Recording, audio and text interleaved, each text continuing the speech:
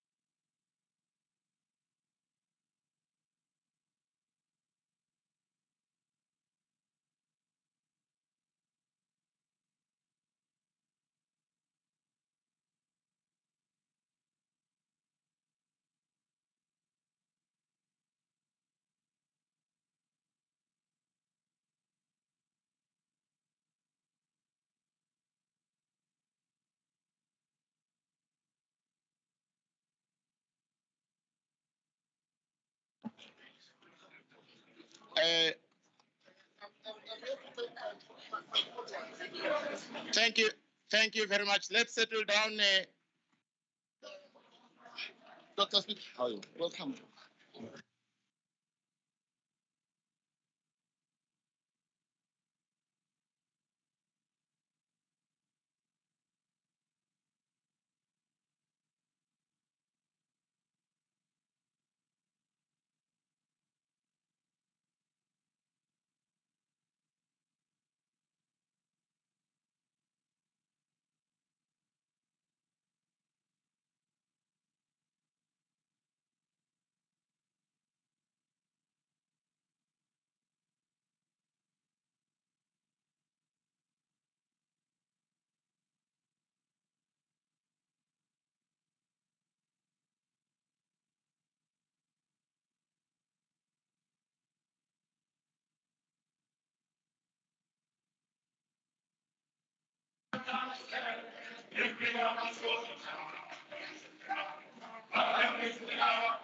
Councillors, let's settle down. We have 1 minute to start.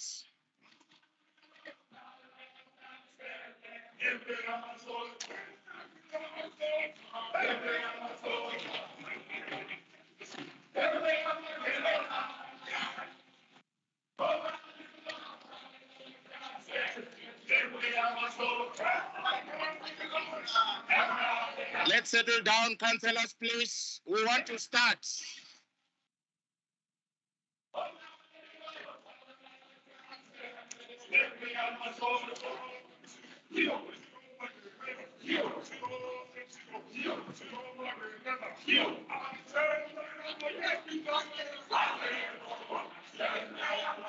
Let's settle down, councillors. We have 20 seconds to start.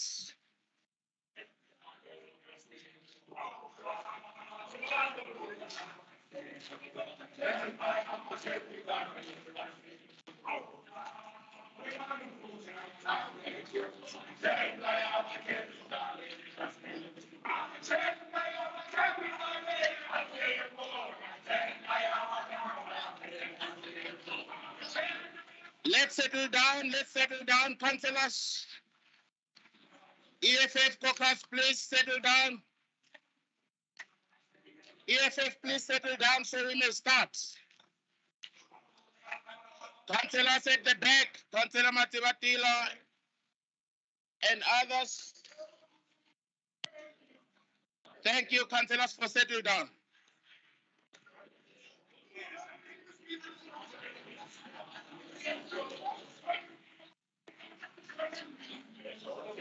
Let's settle down, councillors.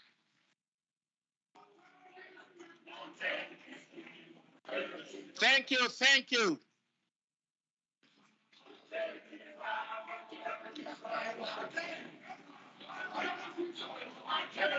Honorable councillors, let's settle down, please.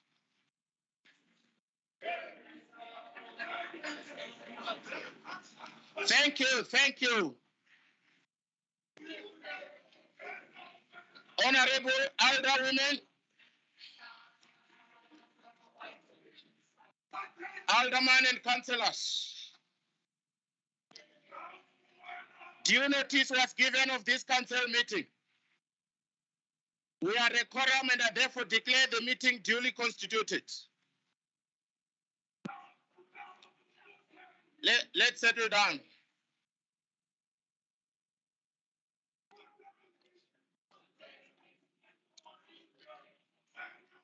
I trust that you have all signed the attendance register for this meeting.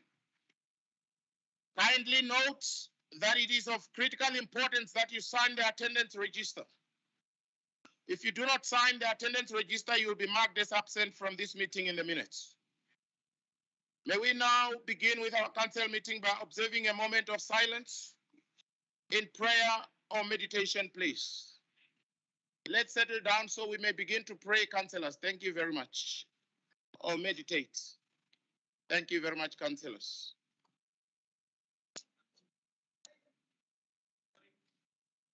Councillor Lishabane, let's settle down so we may pray. Thank you.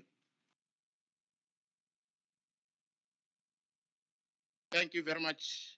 Let's begin to pray or meditate.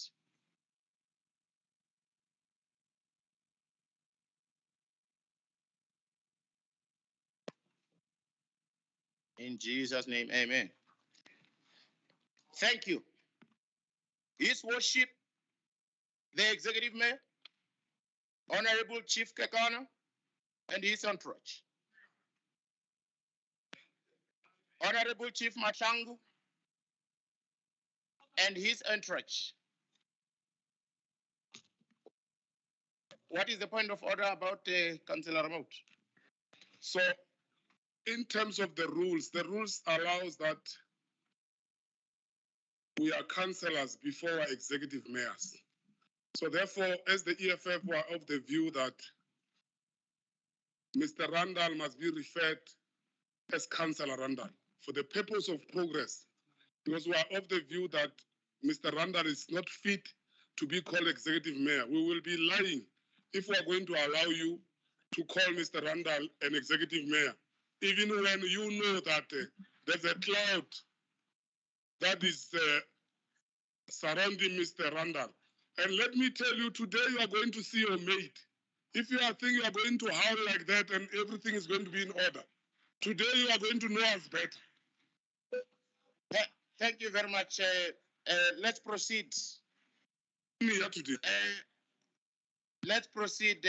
That's definitely not a point of order. Let's proceed.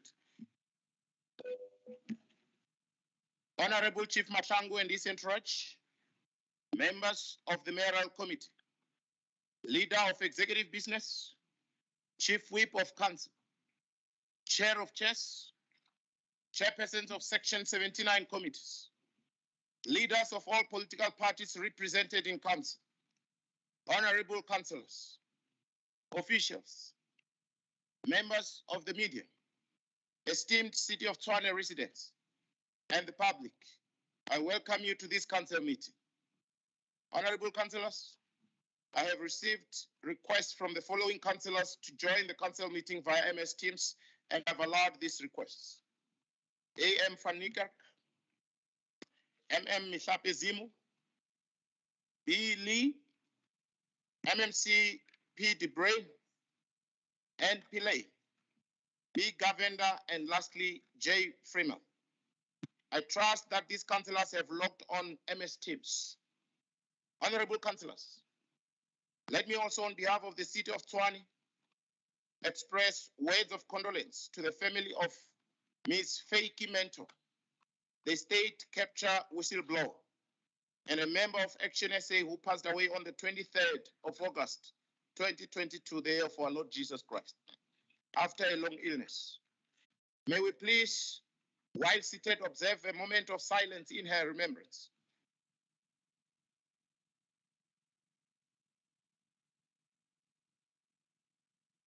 Thank you very much.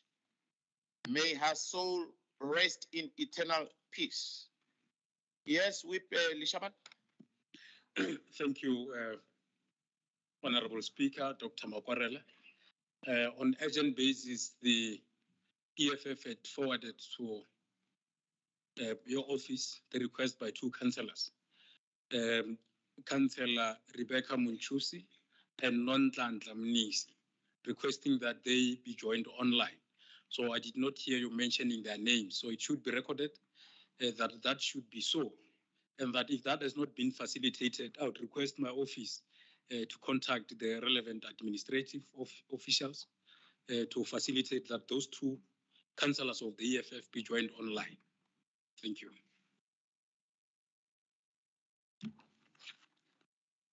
Thank you very much, Chief Whip of the EFF.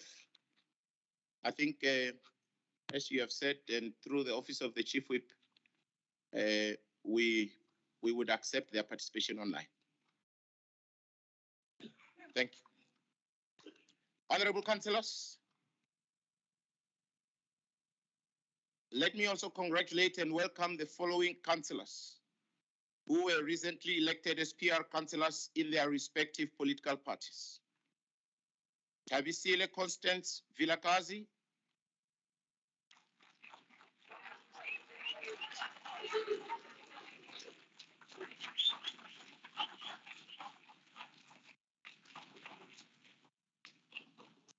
thank you. She is a DA PR councillor, replacing Councillor Mas, who was recently elected as the DA ward councillor for Ward 42.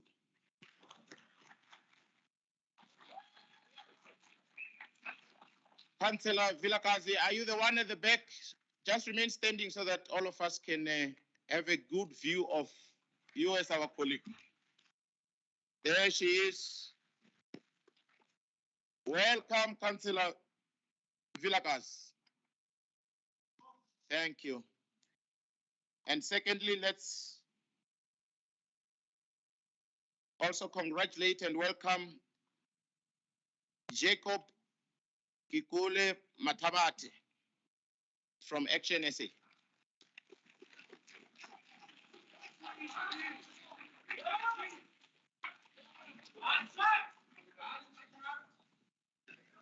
Thank you so much, Councillor Matabate.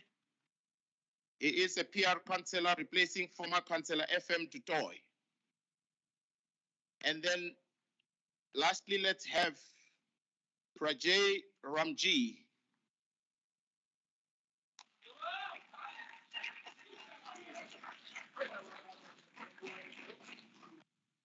Thank you and you're welcome.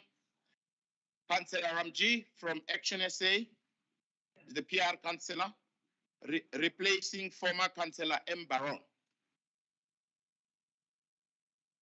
Honorable councillors, can you please all rise? I think you have already done that part. So we have acknowledged your presence, both Councillor Vilakazi and Councillor Ramji.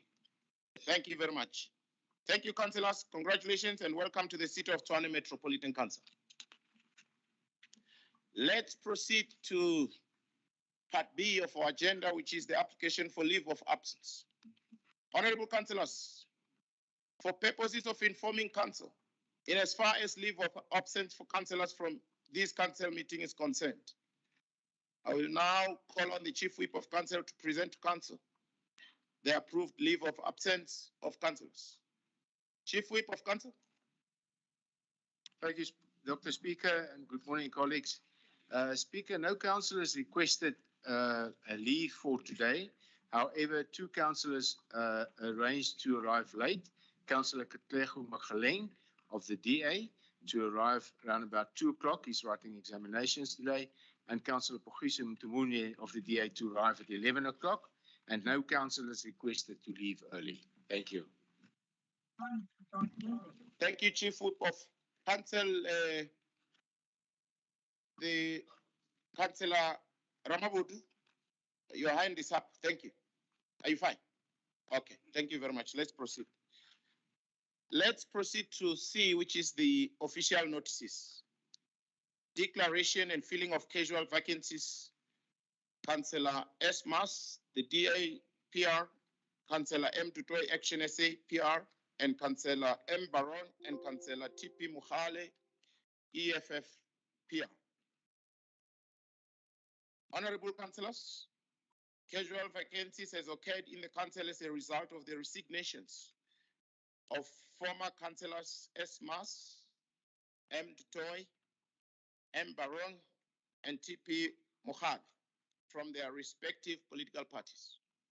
Honorable councillors, in line with item 18 of Schedule 1 of the Local Government Municipal Structures Act 1998, Act 117 of 1998, I have received communication dated 23rd August 2022 from the Independent Electoral Commission declaring the following councillors, whom we earlier welcomed in this council meeting, as the replacement to the former mentioned councillors: T.C. Vilakazi, DA; J.K. Matawate, Action SA; and lastly, P. Ramji, Action SA. Honorable councillors, as far as the replacement of EFF PR councillor is concerned, we will await confirmation from the IEC and inform council accordingly in that regard. Let's go to item number D, unopposed proposals by the speaker and other proposals allowed by the speaker. Oh yes, Alderman Malek, I see your hand. Thank you, Speaker. It has been a culture here that when we get new councillors, parties are afforded an opportunity to welcome them. I see we are moving away from that, and we need to share with our new recruits the rules, do's and don'ts of this August House. Can you allow us to do that? The fair request, I allow that. Yes,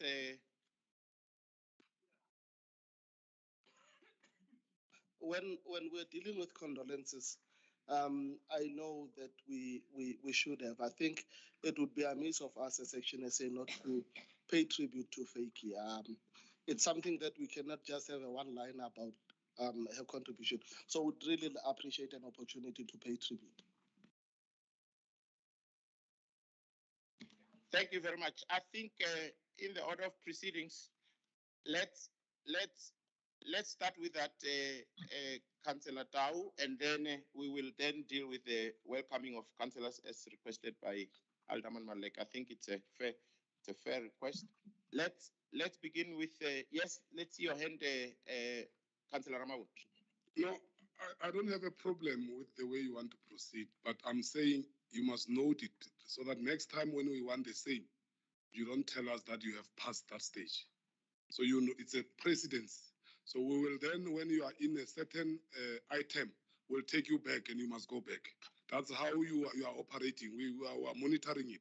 So it must not be you are doing it today, and when it's our turn to ask, you tell us about the procedure. Last time, you were furious. You didn't even want us to deal with the report that we told you that you couldn't afford us a chance to speak on that report. Then you kept on saying you have passed. So the trend of this council, when you are on D, if I remember that something has passed on C, I can take you to C. That's what is happening. We dealt with condolences, which I'm not arguing. They couldn't say anything. They even forgot their own founding member, these ones. They couldn't say anything. Now we have passed. They come and say, yeah, go back, condolences, go back. So it's how you are operating, we are watching.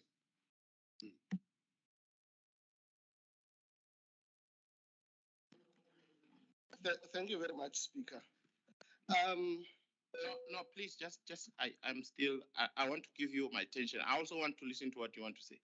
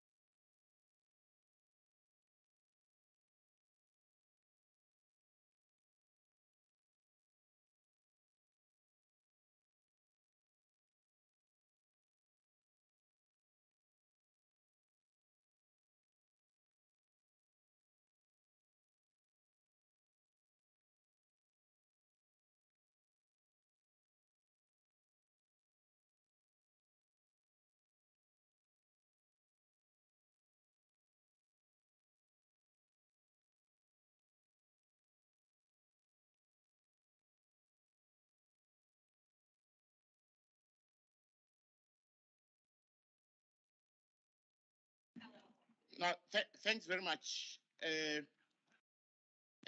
Alderman Malek, let's settle down.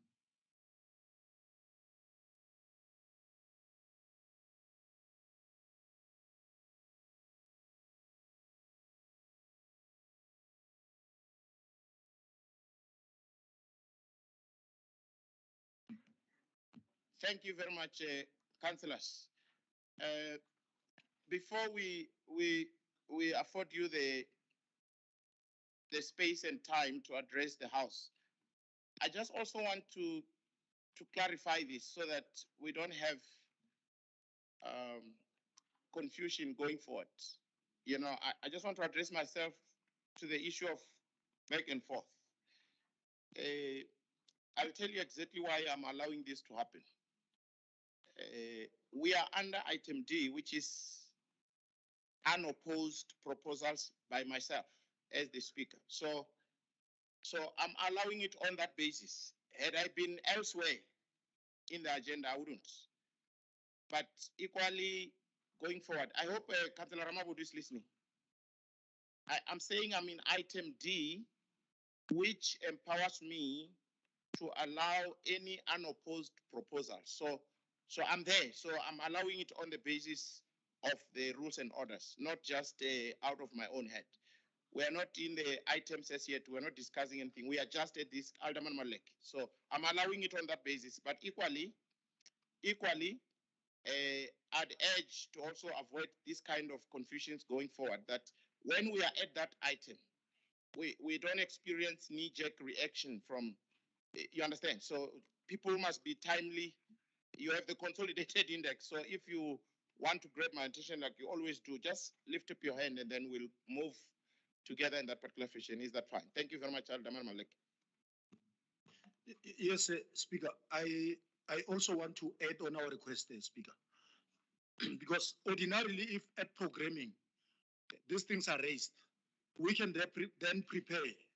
But we didn't know that there are new councillors that are coming. I'm saying you should just understand on those bases that we are coming here now and requesting. But I think, Speaker, it would be remiss of us not to acknowledge that there was a decision to appoint a new city manager.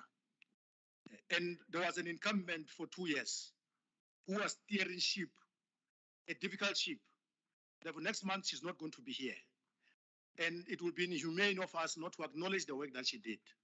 Afford us space to bid farewell to her as party's speaker. Thank you.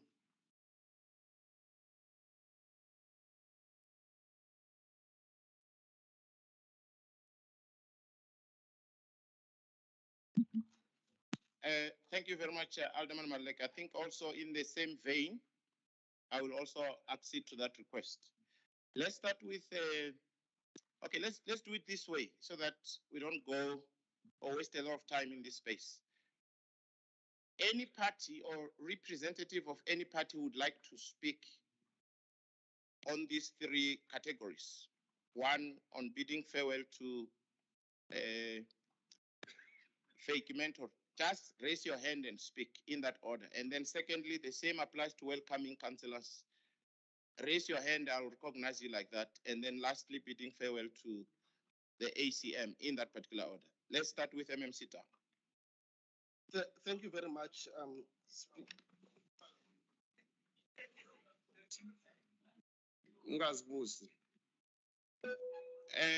I see councillors, let's calm down. Councillor Sizwe, you want to speak or you want MMC Town to proceed?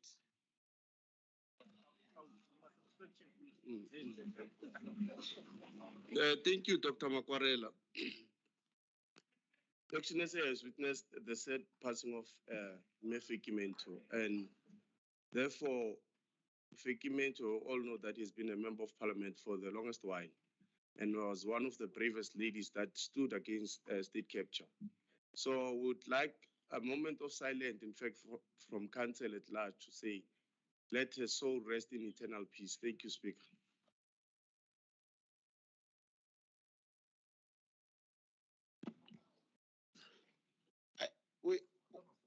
We have done that part, Councillor Skosana.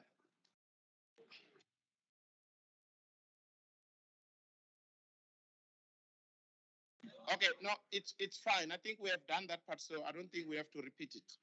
Let's proceed to the second part, which is Can we do that? Thank you very much. Feki is a hero to me, and I suspect she will be to you after this. No, we are concluding the thing. Feki was born in Kimberley, Northern Cape. Her father was the first black policeman station commander based in Velcom. Councillor Tau, MMC Tau, please. Yes, Councillor Msong.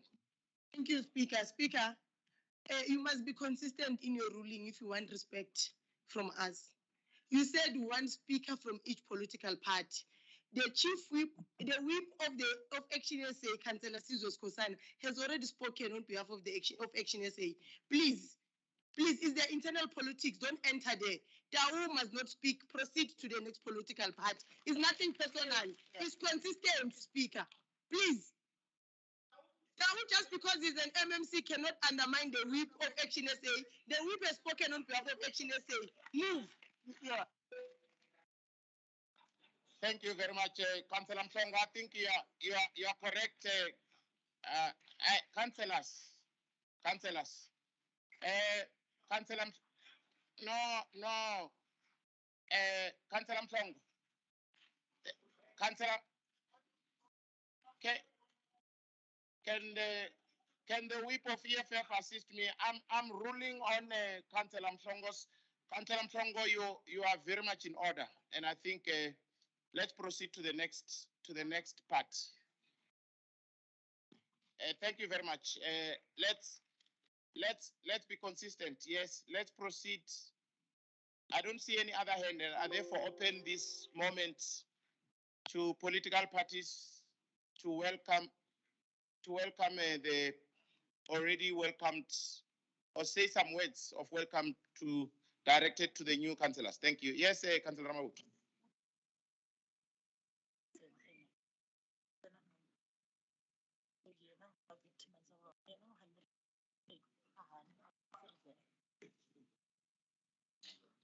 I think you might have switched it on yourself from your. Yeah, we are behaving as if we are in Mqimbi here, waiting. Welcome, councillors. You are welcome. Let's move.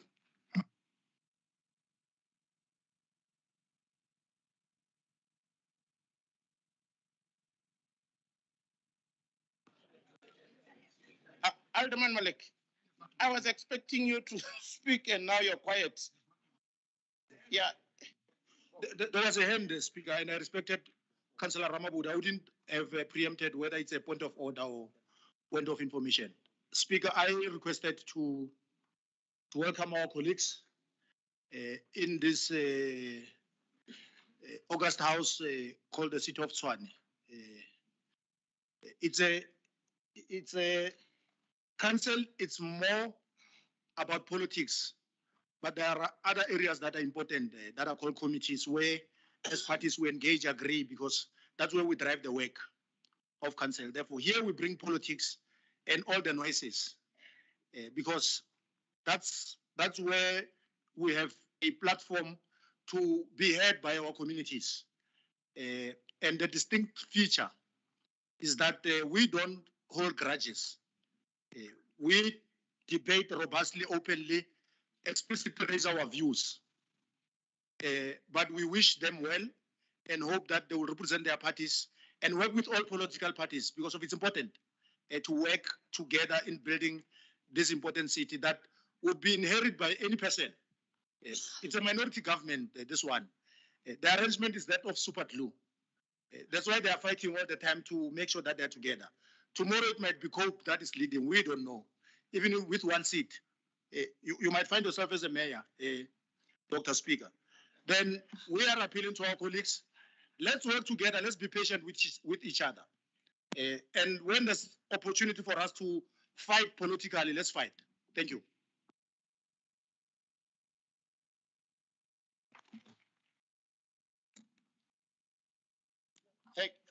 Oh yes. Let's start with Alderman Erasmus, and then. I thought Councillor Wilkinson will also want to speak. Alderman Erasmus from the Freedom Front Plus. Thank you, Honourable Dr. Speaker, and I would like to take this opportunity to welcome our colleagues. Councillor Vilikazi is not new to this house. She's a former MMC, a former councillor. She knows the ropes. A few things have changed, Councillor, but we'd like to take this opportunity to welcome you. Then our new partners from Action SA, our new councillors, you're more than welcome. You'll learn a lot even from today. It's going to be very interesting, but we, as a coalition partner, we would like to welcome you. You're part of the team, but always remember that you're still part of council and you're here to represent the communities that have voted for us, but the community at large. So take this opportunity. We wish you all of the best, and we look forward to working with you. Thank you.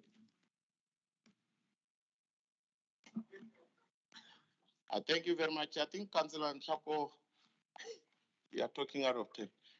Thank you very much. I think the last part which I had admitted is that of bidding farewell to the acting city manager. Yes, Alderman Malik. No, thanks, Speaker. We want to remind Council that in 2019, during COVID times, just before that, this council was placed under Section 139(1)(c).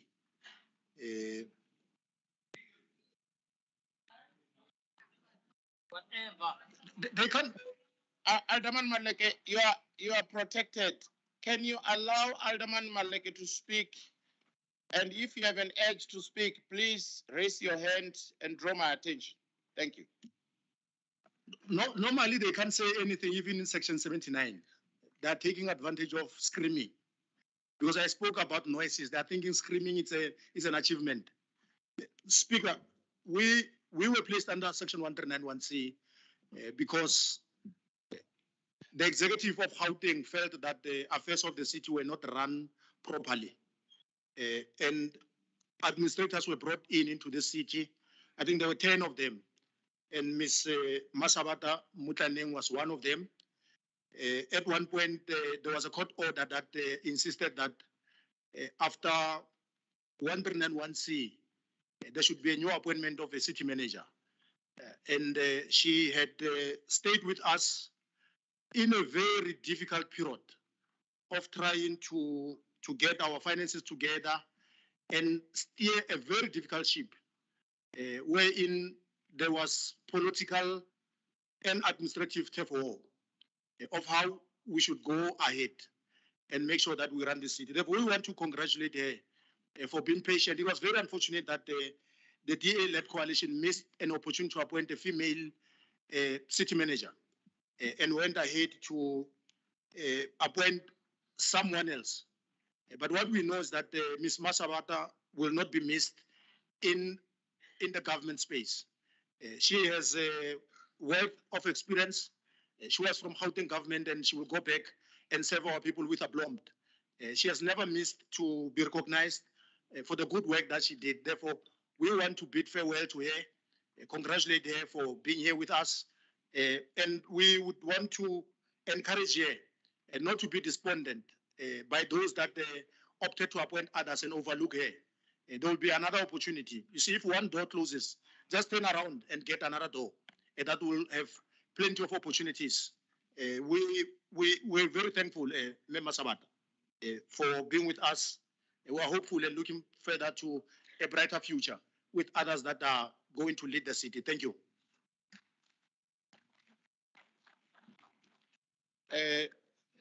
Councillor Rabaut. No, thank you very much, Speaker. We in the EFF will also want to bid a farewell to Mema Sabata. She was one of us during the times of the Youth League. She was even part of the Youth Commission of Gauteng. So I don't know Tshwane, because one of the mistakes that the other new liberal parties do, they think that we don't know each other politically. Our credentials are there. We don't join politics through an interview. We join them through our hard work and our presence in the communities. We are not who Johnny came late.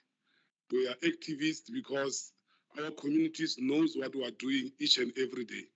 So we've been there, we've been around.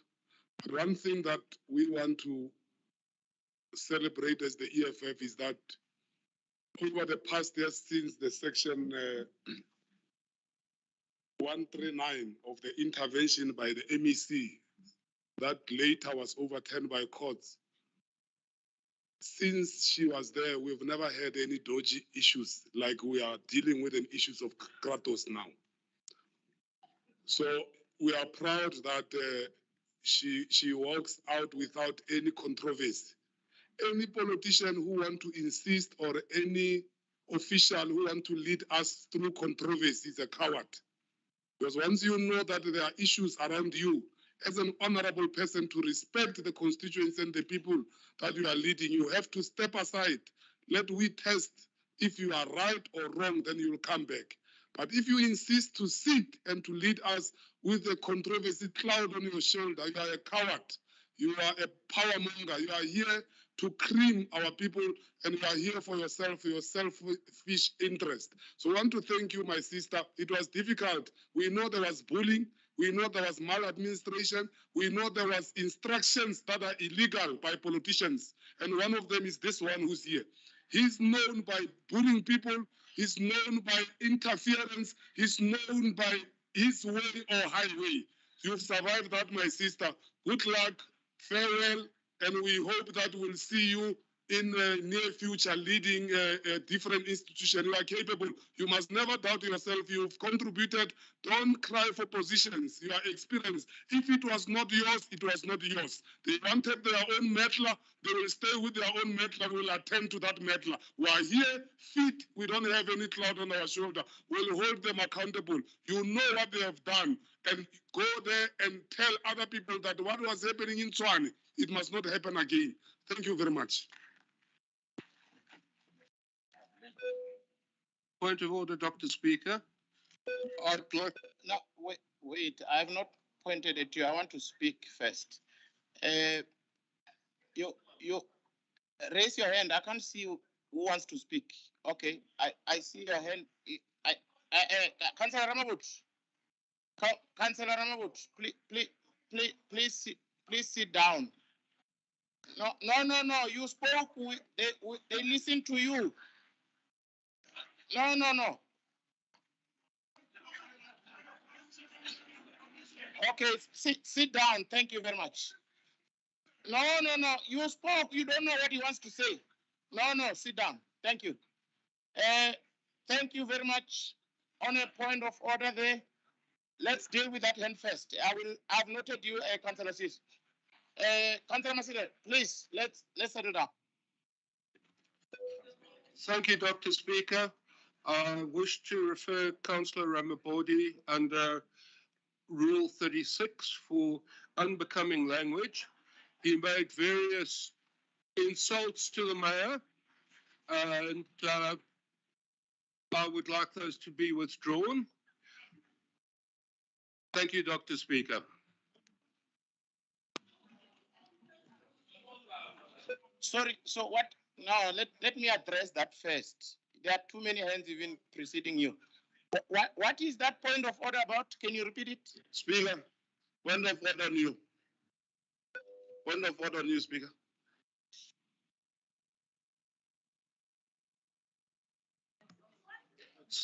Thank you, Dr. Speaker.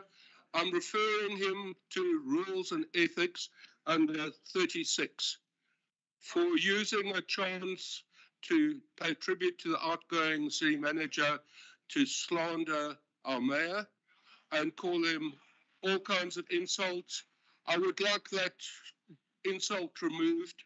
Otherwise, Councillor Ramapodi referred to Rules and Ethics. And just on the point where Councillor Ramapodi referred to me as that white guy, I think that's totally racist. And a point of information is tomorrow is the anniversary of Martin Luther King's I Have a Dream speech, where he said he wanted people to be... Sorry, now you are making a speech. Point of order is not a speech. Thank you. Thank you. No, thank you. Councillor Ramabodu referred. Thank you. Speaker, please, man. Arise, please, man. Speaker, I want to help. Oh, okay, thank you. Let Councillor Disolwan. Thank you, Speaker.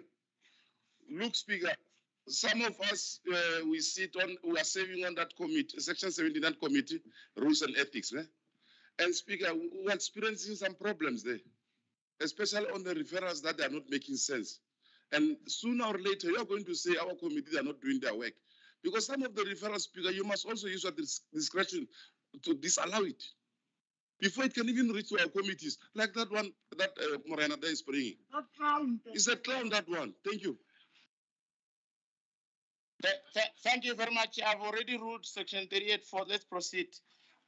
Let's proceed with Councillor Ramabut.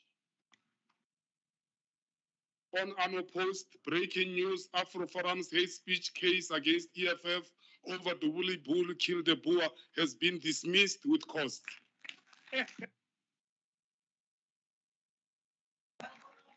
Okay, councillors, let's come back to our agenda now. Councillors, we have a long agenda ahead of us. Let's proceed with this agenda if we really want to use our time judiciously. Councillors, we have a long agenda ahead of us. Thank you. Let's, Councillor Sis.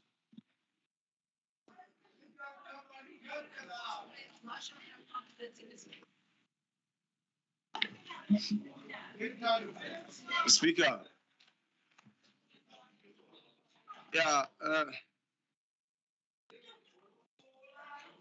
Speaker, there's a noise in the house. Maybe let me try and speak while there's that noise. Members. Councillors, let's afford. Councillors, Councillor Clap. It's regrettable that you were not in the programming committee meeting. Alderman Malek and other chief. We have addressed this issue at our programming. And I think it will be disappointing and remiss of me not to mention what we have agreed at that meeting. Can we have some form of decorum in this house? Let us not be impatient with each other. Even if we have differing views, afford others to speak. And if you are differing, raise or have the decency at least to raise your hand and talk in a protected space. Let us not howl and drown others. That's what all of us have agreed. Thank you very much. Now, Councillor Sizwe, you are protected. Yeah, thank you, Speaker. Councillor Sizwe, just a moment, point of information from Councillor Nhlap. Man, behave.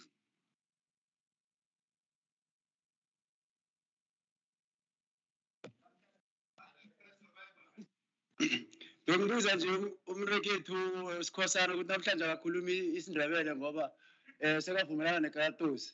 Ngoba last week bekakwatile befuna ukukhuluma isikhethu. Namhlanje ngathi bamzwisa iswiti ufuna ukukhuluma isikhuwa. Hey amakazi Sikhosana man. Yeah. Let's proceed. Let's proceed. Councillor Sikhosana, you are protected. Thank you. Yeah, thank you, Dr. Makwarela. Member Sabateri, go leboga ka moshomo wa go dirileng, particularly go ya tšea tšhelete e kolotwang ke masepala.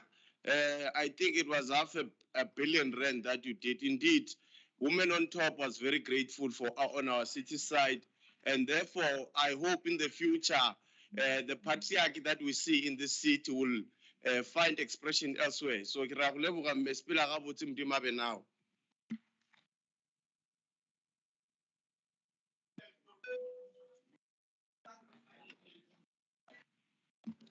Thank you so much, Councillor Sikhosana. I think I saw another hand somewhere. Yes, do I call you acting deputy chief whip? Thank you very much. Thank you, Speaker. We just want to appreciate Mayor Mutlana for leading us in the city. And then on behalf of the Democratic Alliance, we just want to say that we are Labour Mayor for being there for us. All your deeds, all the good works that you've done for the city, we can see them. We saw Tshwane Tima, we saw the revenue starting to improve. And above all, we saw you that you are the woman of integrity, because you avoided, because you avoided to be political. You are always neutral. You put the city first. You put the residents first. So we just want to thank you. Thank you. Oh, hello. Testing. Well, yes.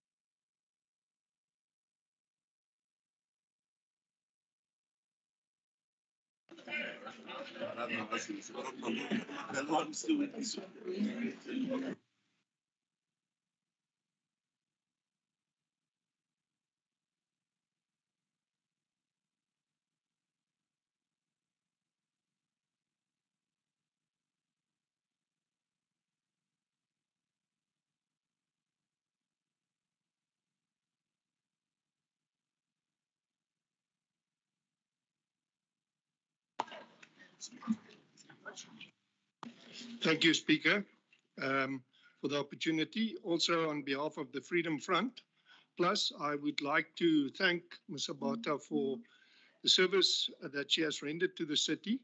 It's the right thing to do, to wish you well on your way forward, and may you have a career elsewhere that is prosperous. Thank you.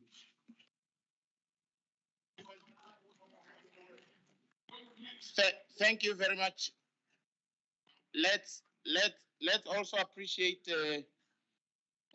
some words of appreciation. And can one person speak, Councillor Masilela, at a time? Thank you very much, Acting City Manager Me Mutlang. I think from the COP side, ever since I came into this council,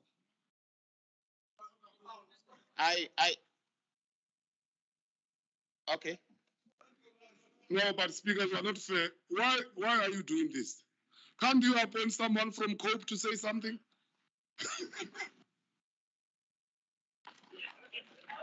Councillor Ramamudu, I think you are also not fair on COPE.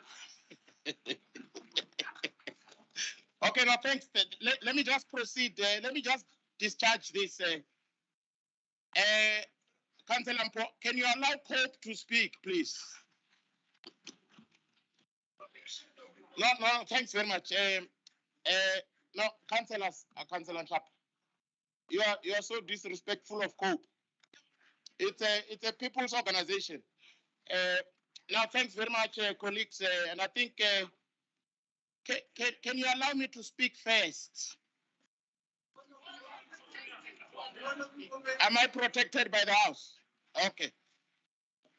Or you don't want to protect COPE?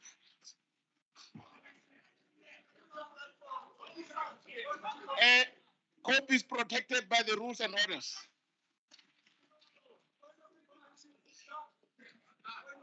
No, colleagues, please.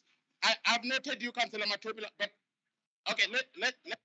Thank you very much, Speaker. Speaker, on issues of debate, COPE is nowhere. But on farewells and other things, COPE is participating. Can Are you out of order, Councillor Matobila? That is true. Let's proceed now. Can we respect Mema Samata, not so much COPE? Please, now, councillors, and in particular, Mem Masat, I really want to appreciate you. I've come across a God-fearing woman with whose leadership skills were quite impeccable, and I really felt welcome from particularly the role that I'm playing, helping capacitate my office to where we are now, your accessibility, and ensuring that there is truly a reflection and implementation of the separation of powers in so much as the Speaker's office is concerned. I really appreciate your future going forward, and I believe that God shall be with you going forward. I wish you Godspeed. Thank you.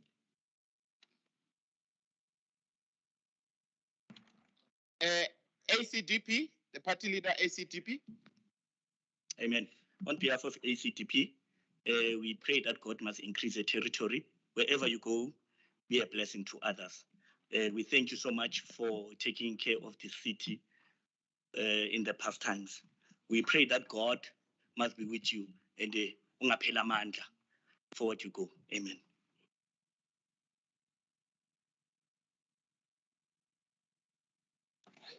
Let's allow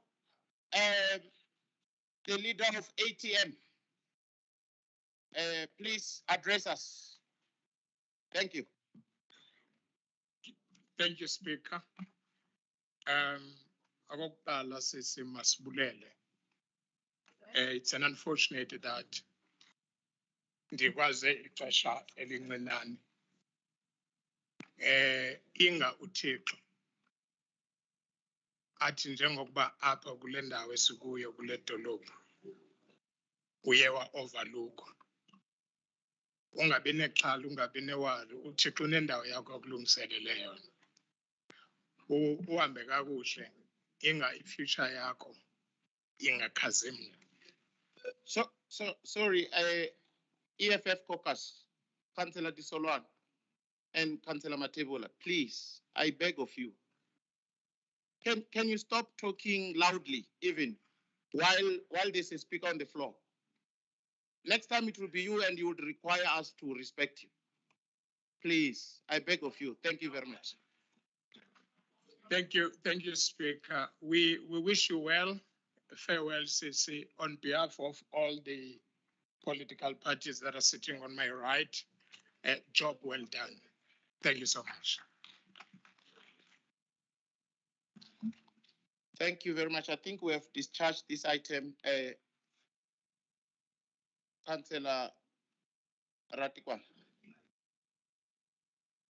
No, Speaker, thank you very much. Speaker, I think I'm happy and I'm also sad because now you are speaking sweet about this comrade who's leaving, Comrade Masaba. Mario, you are the one who appointed that thug in the name of Medla. And now you are speaking as if you are all sorry. Even the people that were pushing her out, when we were pushing for her name to be included. But Speaker, thank you very much. And I hope Comrade Masabala will have a prosperous future going forward. Okay, let's thank you very much. I see no further hands and therefore, councillors, can I address you? MMC Town. Please, MMC Town. Thank you very much. Let's now proceed with D1, which is unopposed proposals by the Speaker and other proposals allowed by the Speaker. Urgent report for submission to Council meeting of 25 August 2022. Honorable Councillors, the reports contained in Part 2, 2A, and 3 of our agenda were received from the Leader of Executive Business on the 18th of August 2022 and delivered to you on SharePoint on the same day. These reports are urgent and some legislated. Therefore, they must serve today.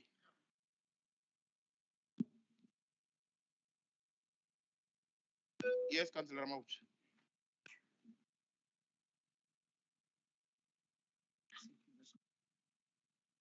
Mr. Speaker. Let's start with Councillor Ramabudu and then you will be next. Okay, I thought I was first, but okay. Okay, no, you can come first, no problem. I don't want to fight with pensioners who comes first. Yeah. I'm not a pensioner. But you could show respect because I'm probably old enough to be your father. Yes.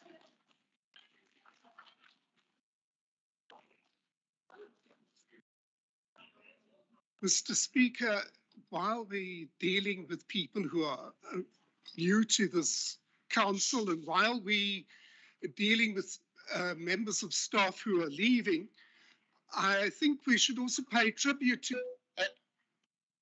Sorry, Councillor.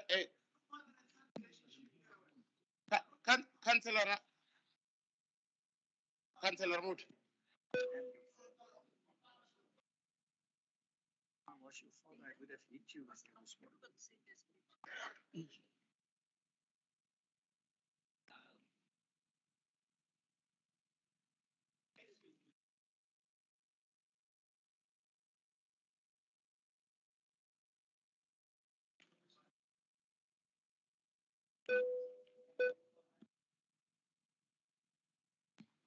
Councillor Miller, maybe just to assist, the space for you to speak on the retiring council in the agenda. I hope you are not I'll call you to speak at that time. Is that fine? You will be speaking. Can you wait for your time? It's here in the agenda. May I ask when that will be? Does nobody know? I can't believe it.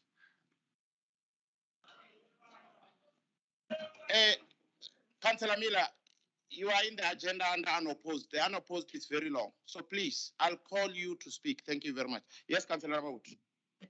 No, you need to protect me. You need to protect me because you are the speaker of this council. There's nothing in terms of the rules that speaks about age in this council. And we are not going to do it where show me a section where a person can come and say, don't say this because I'm older than you, I'm in age of your father. What is this? This is mediocre. What is this? I must be here and I must not speak my mind, political freedom of speech, because some pensioner will say is an age of my father. For what? This is a pure white supremacy. He thinks I will be afraid of him because he's white. I'm not scared of him. Whether he's not my age or he's an age of my father, this is not a kangaroo court here. This is issues of council. We don't deal with ageism here. Thank you very much, councillors, to all of us. No, councillors. I won't allow this. Councillors, listen. Councillors. No. Councillor, please. Please avoid that towards me. You want to appreciate the consequences. Thank you. Now, councillors, let's come back to our agenda. Let's calm down. I'm not taking hands now. Thank you, honorable councillors. Councillors, the reports contained in part 2, 2A, and 3 of our agenda were received from the leader of executive business on 18 August 2022 and delivered to you on SharePoint on the same day. These reports are urgent and some legislated, and therefore they must serve today. I trust that the executive mayor will also speak to these items when he submits his reports to us today. 2 reports. Councillor Ramabut.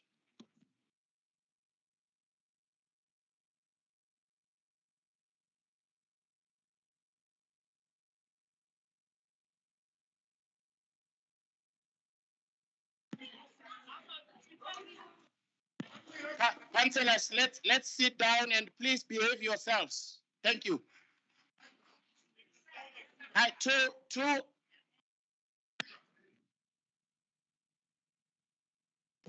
Speaker, I have a problem. I want the person who just insulted us here, he must be referred. They must tell us who is who. Every time when there's an issue on our side, you are quick to rule on that.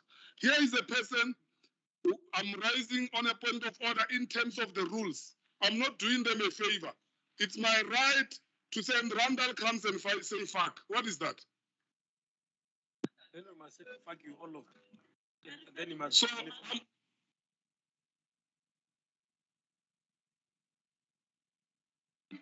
I'm taking you to the MSA local government regulation, section 49, that speaks about the functions and the powers of the mayor. So we as the EFF, we hear you presenting reports about the executive mayor. We are of the view as the EFF, and we maintain that the mayor is not fit to bring us reports. And why we are saying that, don't be impatient with us, because this is a very serious issue. Our worry is that you think that this council is run by a multi-party coalition government. There's no council that is called multi-party coalition government or council. You go there and drink tea with biscuits with that arrangement of yours, and then when you change a tune. Councillor Ramabut, the same rules and orders. What is your point of order? State it and don't make a speech. Thank you. Okay. My point of order is that Councillor Randall is not fit to present reports. And the reason why we are saying that is the previous report of Rayval and Pretoria West. These reports are questionable. We don't trust him. We want you to assist us on that as the speaker. If you want to protect him, thank you. Now you are making a speech again and again and again. Please. So that's not a point of order, so it's rejected. Let's proceed. Reports, matters allowed by the speaker at his discretion in terms of section 81K of the rules and orders. Honorable councillors, section 81K of the rules and orders provides for reports, matters.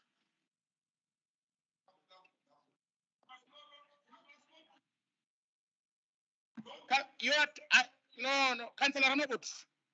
Councillor Ramabut, no, we are not impatient.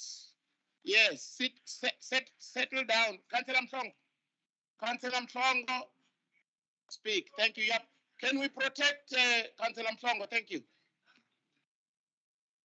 Speaker, okay. Thank you, Speaker. Speaker, I rise in terms of Rule 8, subsection 2 of what the party leader of the EFF, Councillor Ramabod, was trying to persuade you to do. Rule 8, subsection 2 says, after matters referred to in paragraphs A to E of subsection 1 have been considered, the Speaker may allow at his or her discretion the bringing forward of any business which is on the agenda. Speaker, do I have your attention? Hello. Yes, you have my attention. Thank you. Speaker, do I have your attention? Speaker. Councillor Mhlongo, you are protected. Thank you.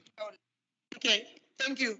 So, Speaker, Councillor Ramabod was persuading you that as soon as you are done with item E, could you please bring forth item I, new motion, the urgent motion to be the matter to be dealt with before we attend to reports to council. So that is what we are persuading you as the EFF, that could you please, as soon as we are done with minutes, can you please bring forth item I, new motions. We are persuading you, we are empowered by the rules to do so at your own discretion. So we're asking you, Speaker, to consider to bring item I forth before we deal with item F. Thank you very much. Thank you very much. We are not even there. We are still under unopposed. Allow me to deal. The thing is, you are jumping the gun and you don't allow me to flow. Thank you very much. Let me proceed, and then we'll deal with matters as per the consolidated index. Thank you very much. Honorable Councillors, Section 81K of the Rules and Orders provides for reports, matters not contained in the notice of the meeting to be allowed at the discretion of the Speaker. Honorable Councillors, I have received a request from Councillor S. Mutale, the chairperson of the Multi-Party Women's Caucus, for a snap debate in honoring Women's Month, and I've allowed the request. We will deal with the debate towards the end of the agenda. 3 invited guests by the Speaker. Honorable Councillors, I have invited the following 2 guests, one from the Tshwane University of Technology, Mr. Tilson Manyoni, chairperson of TUT, and an anti-racism and social justice activist, Ms. Zulaika Patel, to address us during this council meeting. Mr. Manyoni will address council on the collaboration between the City of Tshwane and the TUT on the Institute of the Future of Works launch 2022, while Ms. Patel will be addressing council on the socio-economic empowerment of young women in Gauteng, as we're still in celebration of Women's Month. Now, let me just say something about Ntate Tilson Mpati Manyoni. Tilson Mpati Manyoni is the Managing Director of the Vision Wave Pty Ltd, Chairperson of the Tshwane University of Technology Council, and Chairman of the Institute of the Future of Work, I4, which is also affiliated with TUT. He is the head of policy for the Black Business Council, BBC, and a member of the Board of Trustees for the Indulamiti South Africa Scenarios 2030 and the Sasol Foundation. Tilson holds 2 Master of Science degrees. The first one he received from the University of Southern Queensland in Australia, majoring in project management. He also obtained the second one from the Said Business School, University of Oxford, United Kingdom, in major program management. He holds a Bachelor of Technology in Industrial Engineering and postgraduate diploma in Information Technology from the University of Johannesburg, South Africa. Mr. Manyoni.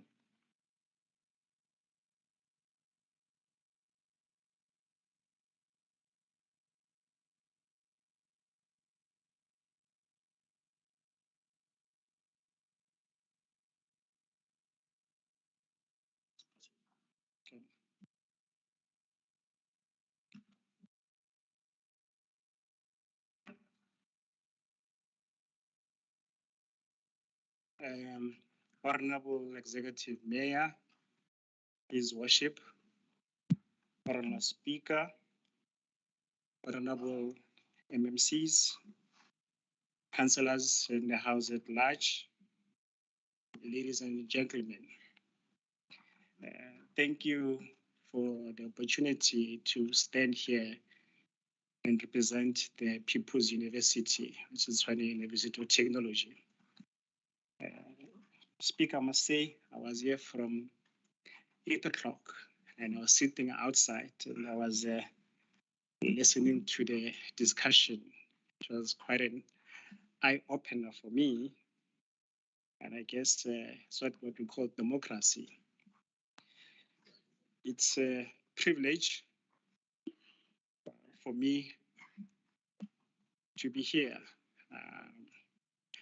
Normally, a vice chancellor will go and represent the university.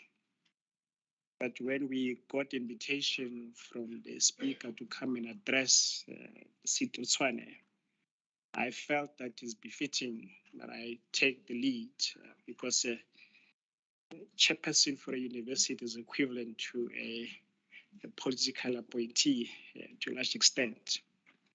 We don't run the day-to-day running of the university, but we drive the strategic focus of the university. Our job, we are ambassadors of universities. Our job, we are custodian of those students and their future. Our job, we ensure governance. We make sure that universities are run properly and they tick all the boxes. So it is, again, a privilege to be here.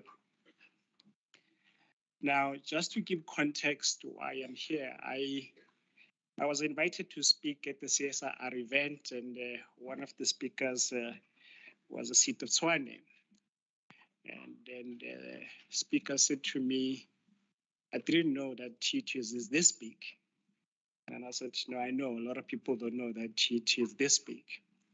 But why don't you give me an opportunity that I can come and tell you about what people think they know, which is TUT, to your council fellow members, and hence the opportunity to be here.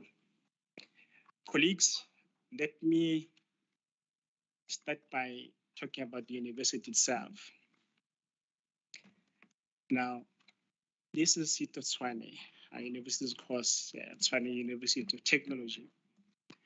What people don't know, they know, but a lot of people take it for granted. The TUT is the biggest university of technology in Africa.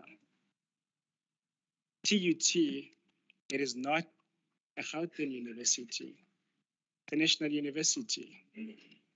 We have 6 campuses. We got 3 campuses in Gauteng. We got 2 campuses in Mpumalanga. We got 1 campus in Limpopo. We got 2 satellite campuses in the Western Cape and KZN.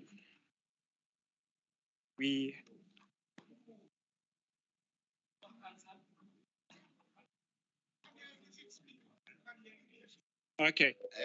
Just speak closer to the mic, Chairperson Manuel.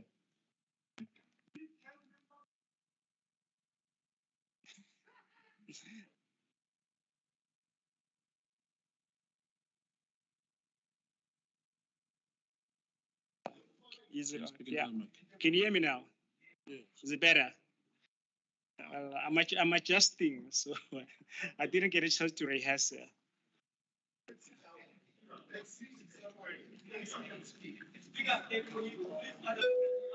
Okay, you want him to start? Okay. Eh? Yeah, please. Let's deal with this first, so that yes, Councillor Ramo.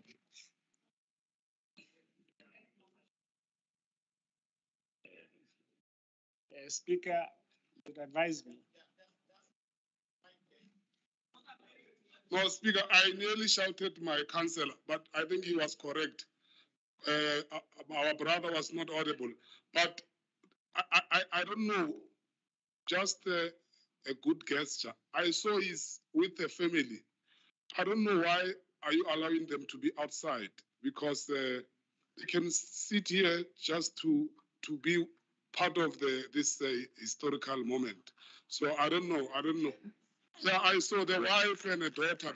Okay, yeah, now we are interrupting him, and really, let's protect that.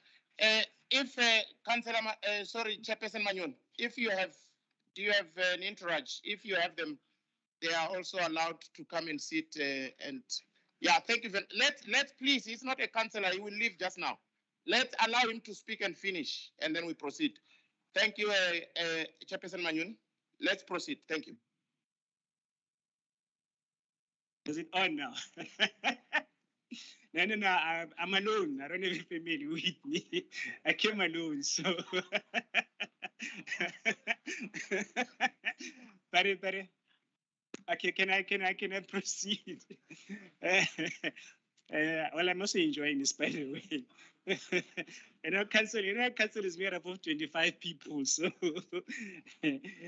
Speaker, if you allow me to proceed. So I was saying, colleagues, I guess I'm also making history today, Speaker. Colleagues, can I proceed? I was saying to everybody, I hope you can hear me now, that on behalf of Tshwane University Technology, I'm glad to be here. And I was just giving context about the university itself before I can tell you the reason why I'm here. And I was just giving context in terms of the size. Oh, that's my family. I was just giving context of the size of the university. That Tshwane University of Technology. Order, please. I'm speaking. I'm on the floor. Councillor Tau, councillors, councillor, is this the image really that we are projecting of ourselves? MMC Tau, really? Okay, let's allow him to finish. Thank you very much. Let's protect our guests. Thank you very much. Speaker, council members, can I declare that I'm a chairperson of a council? So, and I'm also the head of post for the Black Business Council. Can I also request that at least you allow me the opportunity to speak? Because I think I deserve that opportunity that I'm here. I left home, I stay in the East Rand, I left home 7 o'clock to be on time. The least you could do is allow me to speak. Because I'm not here to speak for myself. Because I'm not here to speak for myself, but I'm here to speak on behalf of 66,000 students. Now, if you don't know maths, that's a lot of students, 66,000 students. And majority of those students are Black students. 99% of my students are Black students. And most of them, they come from township and they come from rural places. And that's the reason I'm here. And when I got the invitation to speak, I decided to come because I took that task very seriously. So please give me 10 minutes of your time, then you can proceed with your deliberations because I also have a day job that I need to attend to. Colleagues, I was saying earlier, I was talking about TUT because I felt it's important to give context why I'm here and why this presentation to the city is important. I met the speaker at the launch of the Science Diplomacy Center at CSIR, and I was one of the speakers there. It's a massive initiative that this country is taking forward. And I'm sure you know, most of you might not aware, but the city of Tshwane is going to be the host for the Science Diplomacy Center, which will be the first of its kind in Africa. And I said to the speaker, TUT must be the partner to this project because TUT is the biggest university of technology in Africa. And hence, he said, I will invite TUT to come and speak. So there's the reason I'm here, because I believe that what I represent is not just the university. I was giving context to the university colleagues that TUT is not a Gauteng province. People think we're a Gauteng province, but we're not. We got campuses across the whole country. We have campuses in Mpumalanga, we have campuses in Popo, we got 2 side campuses in the Western Cape and KZN. Secondly, I just mentioned that we represent annually 66,000 students. Let me put in context. Every year we receive more than 300,000 applicants as a university. We can only take 66,000 of those. Out of those 66,000, probably 95% of them are black students, black kids who wants a future. I have probably the biggest NSFAS budget alone. 40% NSFAS is TUT. So every time you see TUT striking, there's a reason why we do that, because we're a true reflection of the black kids in this country. If you want to talk about university that truly represent the aspiration of a black child, that's TUT. And that is why we call ourselves the People's University. And there's a reason why we say that, because we're the only university in this country that does not turn students away. We take most of the students. If you go to my Limpopo campus and you go to my Mbombela campus, I have probably the highest concentration of students coming from the SADC region, Zimbabwe, Namibia, Mozambique, and so forth. And those are the kids that basically call home TUT. And of course, we're very proud of our institution because we produce some of the most relevant alumni in the society. Having said that, Executive Mayor and the colleagues, TUT took a decision about 2 years ago to reposition the university. We came up with the concept of the future of work. Now, most of us in this room will understand what future of work is. It's a global topic that speaks to everyone in the world. How do we make sure that we prepare our students, our society for the future? And I'm very proud and I'm honored that TUT was the first university that to come out and pronounce that is setting up the Institute for Future of Work, which is the first of its kind in this country. Follow up to that, UP have set up a Center for Future of Work, UJ have set up a Center for Future of Knowledge, but proudly so, TUT were the first one to take the lead in this conversation that we want to position TUT as far as a topic of the future of work in this country. Why that is important? Because we're sitting with the highest unemployment rate in this country by far. And if we don't do something, all of us, if we don't create jobs for tomorrow, it means those kids won't get jobs. It's a crisis, and I'm sure most of us we're very much aware of it. It's a major crisis. You know? If we don't come up with solutions to solve our societal problems and make sure that these kids get a job in societal life, we're going to have a time bomb, colleagues. I think all of us are very much aware.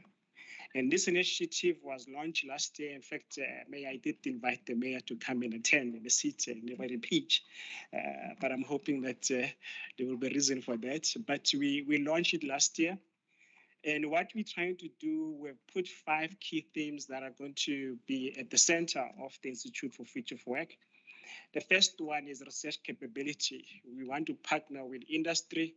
We want to partner with city in terms of make sure that we start to drive research-based initiatives that are pragmatic, that are trying to solve some of our societal issues, that are making sure that we start to create the curriculum and programs that speak to the needs of the industry and the needs of our society in total. That's the first thing that we're planning to do. The second part that we're planning to do is to convert TUT to be the first digital advanced university in South Africa. And I'm very proud about that ambition, that we don't want to speak about 4IR, but we want to implement it. The council took a resolution that within the next 5 years, TUT will be the first digital advanced university. So we've launched the concept of a smart campus, smart city, smart province, smart country, smart campus. And we're hoping that TUT will be the first smart campus initiative in this country. The third point, we're building a technology hub. So it's a pity I don't have a presentation, but we just bought a building in Hatfield, one of the biggest buildings that if you go Hatfield and you drive, and I think some of the colleagues are able to visit it. We hope, colleagues, let me repeat myself because this is important. Every university in the world, every university, if you go to Oxford, you go MIT, you go to Harvard, you go to anywhere, they have a technology hub. In South Africa, only 2 universities have a technology hub. That's Stellenbosch and Wits. No black universities got a technology hub, which is injustice on itself. We want to say what a university of technology, we want to teach black kids and our students, virtual reality, Internet of Things, all of these things, but where? We are very ambitious. That could be the biggest technology hub in the city of Tshwane. We just, as a council, we just approved 30 million rand to purchase the building. And of course, we're looking for partners, and I wish that the city will visit and look at what we're trying to do. If you go there right now, is teacher student doing all sorts of clever things.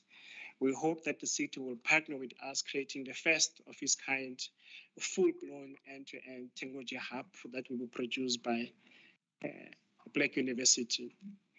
The fourth part that we're trying to do, we're looking at private partnership initiatives.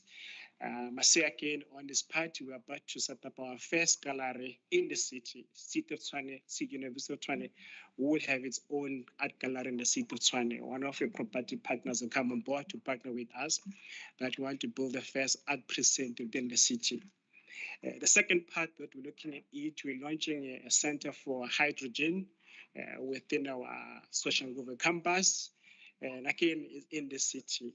The fourth part, we are about also to set up a 5G lab in Soshanguve and Harangue in the city. I'm highlighting those points because it's a commitment that Tshwane University is committing to this city. We don't want to talk about the fourth industrial revolution, but we want to experience it. We want to become the university of the future. We want to make sure that the city works with us and support us in terms of putting those initiatives. In conclusion, we have an annual dialogue for the future of work. We have scheduled a future of work dialogue. We brought in close to 100 private sector companies.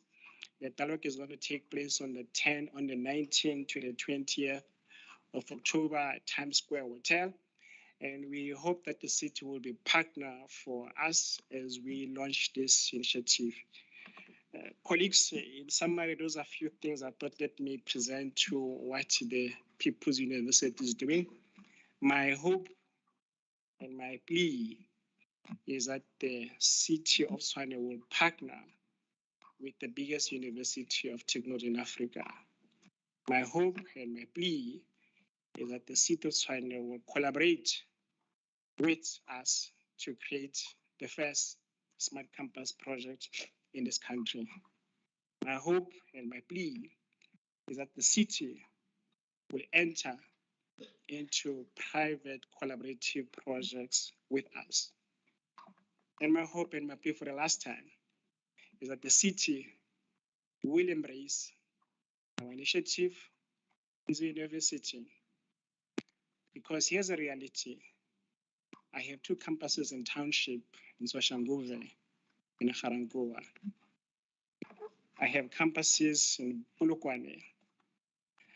I represent kids who don't have means, who don't have the financial muscles to go to Stellenbosch, to go to UCT, to go to VETS. I represent the biggest bracket of this disadvantaged student. I represent the students who are part of the demographic in this country. If we don't give them opportunities, if we don't give them the same tools that white institutions have, we run a risk of reversing the gains of our democracy. I just give you the stats now that this is the biggest university. In any normal society, it will be number 1, but we're number 10 in terms of the rankings. And I hope that the city will partner with us that at least in our lifetime, we can take a Black Pretoria University. We can make it number 3 in terms of the Southern rankings. It cannot be council members that when I went to school, and most of you, when you went to school, we spoke about certain universities. And 30 years down the line, we speak about the same universities. It cannot be. We have a responsibility as the progressive people to make sure that we democratize opportunities, and space. I tell people that Tshwane has got made up of 3 universities, UP, UNISA, and TUT. But TUT is the biggest of them all. And therefore, it deserves a seat next to this council. And I hope that in closing, we'll have a formal conversation in terms of how the city partner with the university. Thank you very much for the opportunity.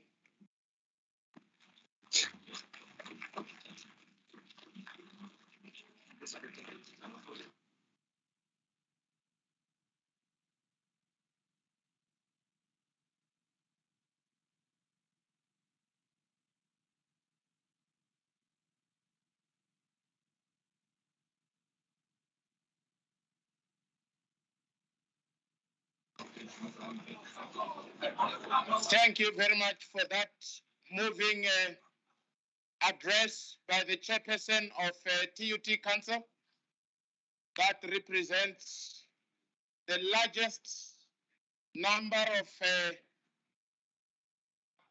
students, in particular Black children, that comes from our communities.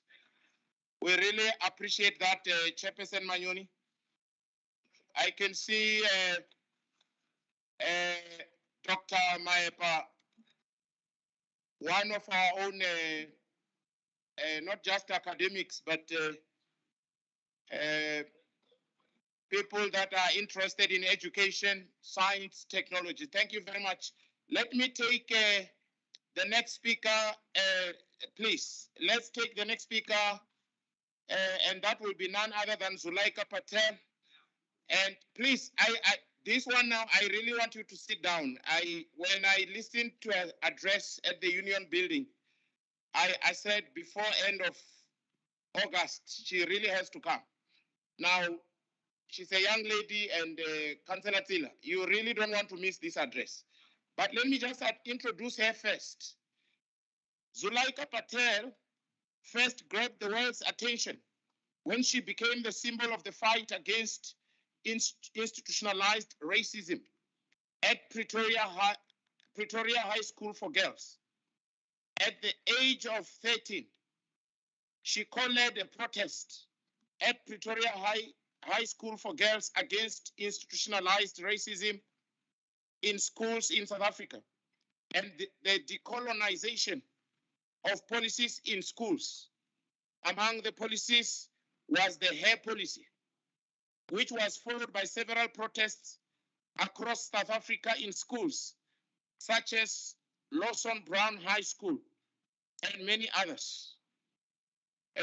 Ms. Zulaika Patel, please come to the podium and address Council and the world at large. Thank you.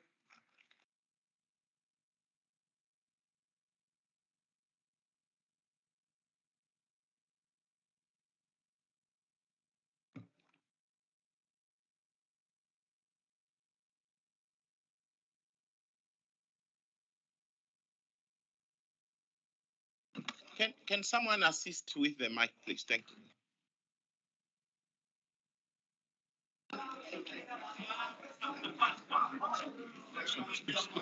Councillors, please, can we not intimidate this young lady? Thank you.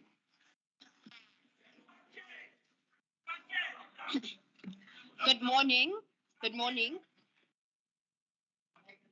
Good morning, councillors. I'm quite honored and grateful to have had the opportunity to address you. Mine as a youth activist will not be long delving into statistics, but mine will be to present a strategy to you, and with the hope that this could be further engaged, right? Essentially, my strategy is around the socio-economic empowerment of young women within the province and within Tshwane, as well as how to decrease GBVF in Tshwane. To begin with, speaking of gender-based violence within Tshwane, I believe that as a country, we've seen through COVID-19 that we have the means to report in the country. When the pandemic when it had most of our attention in the year of 2020, we had monthly briefings from the president. We had weekly reports of how many cases have been reported.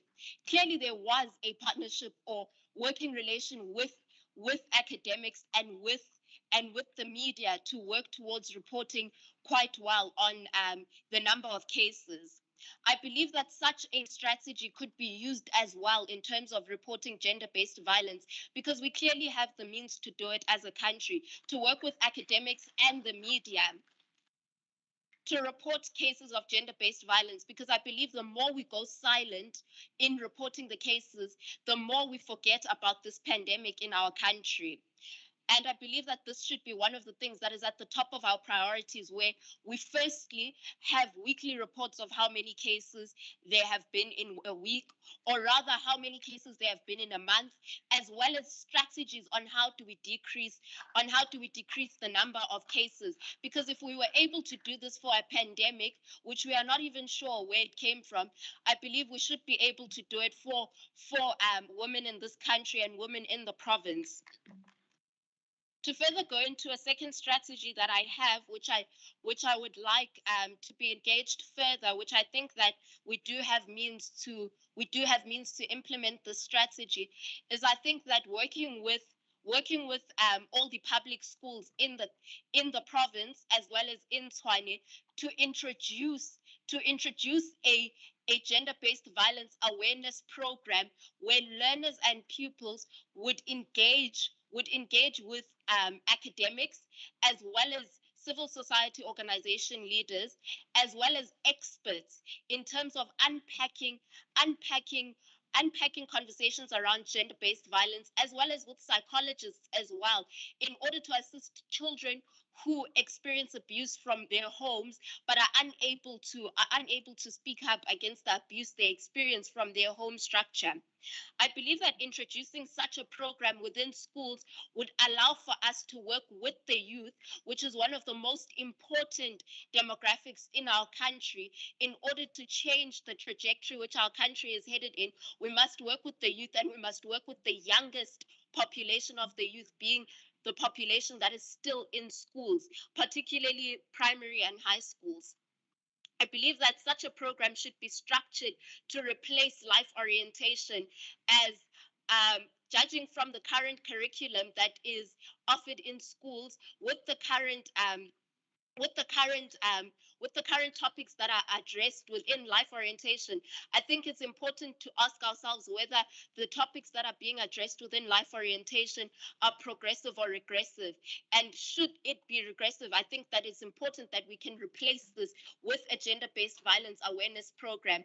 As we've seen other countries on the continent, such as Rwanda and Kenya, through introducing school programs into schools, working with the youth, the youngest of the youth, they've been able to decrease their gender-based violence statistics in the country quite largely through working with schools whereby boys and girls sit in one room to engage on things such as consent. I believe that it's quite absurd that we as a country allow children from the age of 12 to give consent. However, discussing gender-based violence is seen as the other, in terms of it's not a conversation that we have with children, yet they're apparently allowed to give consent. And I think it's important to ask ourselves, we've tasked them with such a heavy duty to be able to give consent. Do they even understand consent themselves at that age? Which is why I think that these awareness programs are quite critical. And I think that the awareness programs would benefit our country and would benefit our youth more than a lesson of life orientation would benefit them. Going into the socioeconomic empowerment of young women in the province and in Tshwane, I think that another important factor to address when talking about gender-based violence is to talk about economically empowering young women, so that young women do not fall into the clutches of what we today call the blesser culture, where they experience abuse through being unable to speak for themselves or being unable to leave abusive relationships, and particularly relationships where students are in relationships with an old man who is able to provide for them financially. So I think that talking about the socioeconomic empowerment of young women is critical in terms of us talking about decreasing gender-based violence. So going into one of the most important things in the economic empowerment of young women is education. I think that it should be mandatory whereby each department within its yearly budget should be allocating a certain number of bursaries to young women who are from underprivileged backgrounds, particularly township backgrounds, to enter STEM related degrees, because I believe that in us allocating bursaries, we should also be allocating bursaries within faculties that are leading our country in terms of changing certain things, such as 4IR bursaries that are tech related as well as STEM related. I believe that this should be mandatory, because we till today cannot have students who are unable to register at the beginning of the year and have to go and beg for money from different places and from different people because they are unable to register. I think that it should be mandatory, because what I understand from judging from the lifestyles that politicians in our country maintain is that there is a budget where we are able to offer free education to poor people and to young people who are from poor backgrounds. Mind you, that poverty was something that was constructed by human beings. Judging from the lifestyles that politicians in our country maintain, I believe that there is somewhat a budget that would allow us to implement bursaries that are mandatory from each and every single department. Going into employment, speaking of employment, we are currently dealing with our country being having the highest statistic of unemployment, particularly young Black people who are mainly affected by unemployment.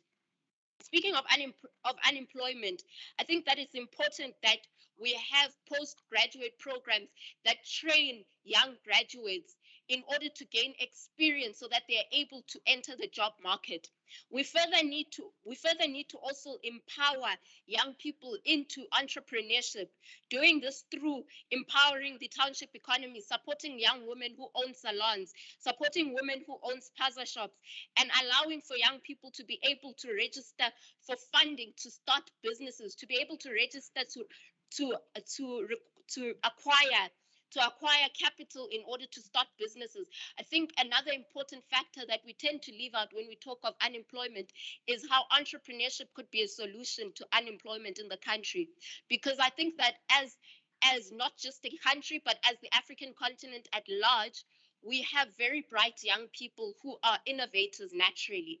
And I think that we should take advantage of young people being innovators naturally and empower young people to use their ideas in order to solve the problems around them that their communities face, and in order to start their own businesses that solve the problems that their communities face, right? And I think that we need to empower young people through making systems that are actually effective, not systems whereby a young person is going to go to an institution where they know their application number 1,500 and something, where their application is only going to be reviewed in the next 5 years. I think that prioritizing and setting aside a budget for institutions such as the NYDA and other institutions that support young people, to allow young people to be able to effectively register for funding, startup capital to start their own businesses, and empower young people to become entrepreneurs and social entrepreneurs that solve their own problems.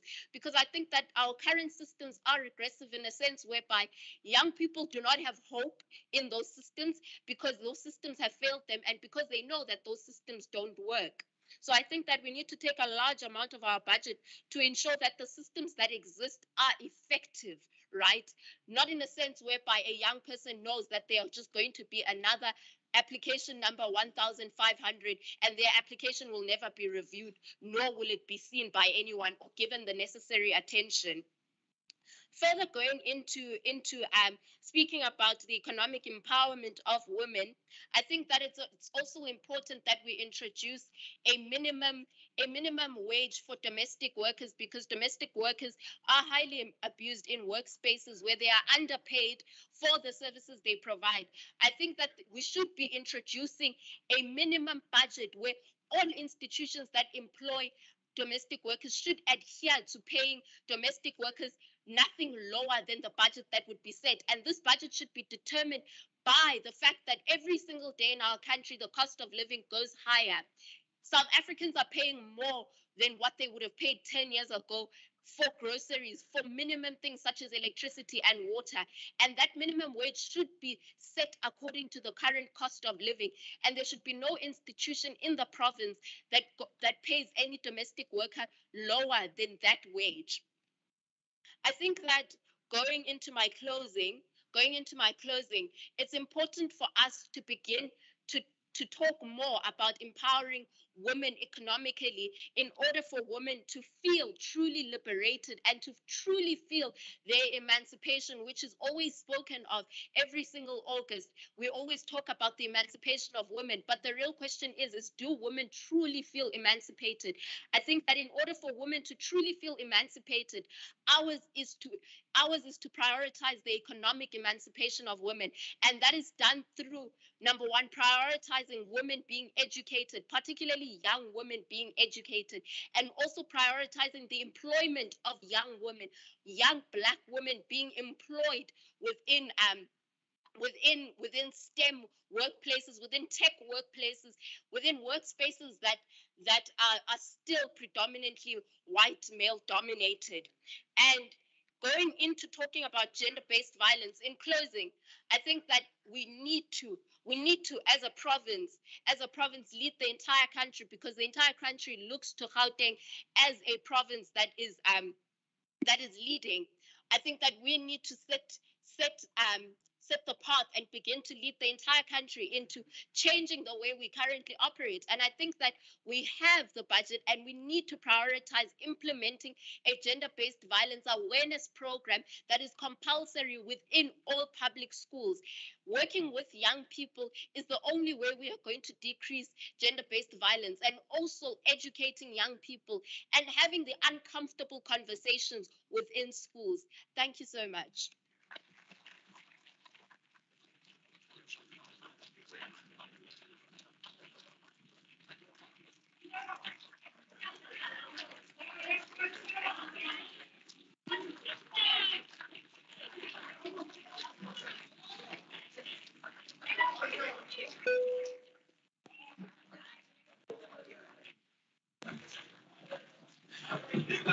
Thank you very much. I think while we remain standing, let's also give another round of an applause to Chairperson Manyoni and Sunaika Patel. Thank you so much, councillors. Thank you so much for affording the two guests an opportunity to address the council, Tshwane as a whole, and Gauteng and the rest of the world. We really appreciate these addresses. Let's come back to our agenda now, colleagues. The next item will be the request by the DA caucus. Now, Councillor Miller, this one will be yours. Honorable councillors, I have received a request from the DA caucus to allow Councillor P.E. Miller to express words of farewell to Councillor Demos on his retirement. I've allowed the request. Before that, I see a hand, Councillor Shaman.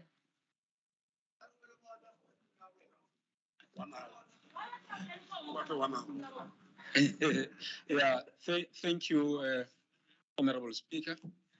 I'm going to request for 45 minutes caucus of the EFF after this speech. Thanks. Thank you very much. Caucus break granted for 45 minutes, but before that, let's afford Councillor Miller to address us. Councillor Miller. Thank you, Mr. Speaker. Yes, Darryl Moss will be retiring at the end of this month, and I have many memories with Darryl. We've known each other for almost 50 years. Of course, then we will... Sorry, Councillor Miller. Councillors, no. That intolerance is not acceptable. You would also want people to listen to you when you speak, and I think they do.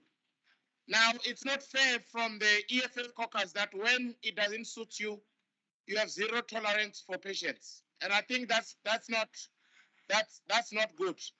Let's protect, Councillor Miller, you are protected. The rest of us want to listen to your, no. Please, Councillor Mpo, please. Sit, you lie still.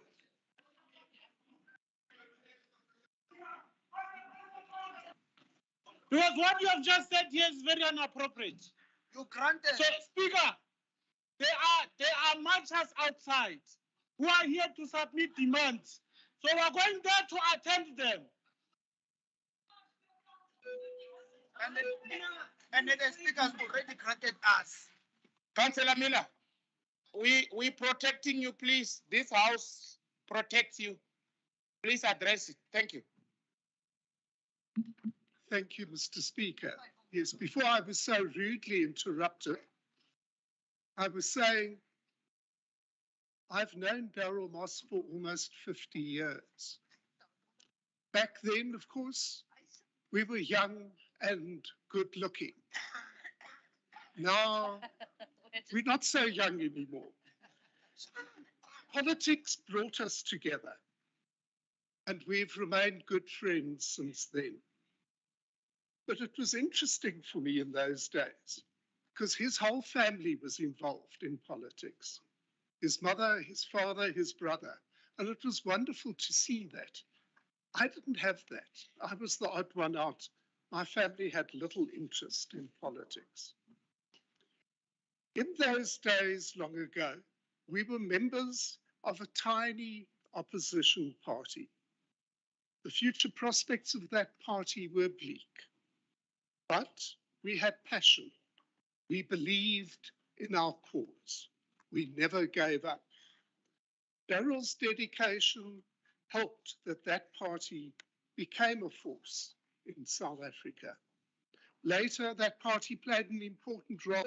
So, sorry, Councillor Miller, Alderman Malek and the ANC caucus, please, I beg of you, let's afford Councillor Miller a space to speak and then he can conclude and we proceed. Please, thank you very much. Councillor Miller, please proceed. Later, that party played an important role in developing democracy and the writing of the new constitution.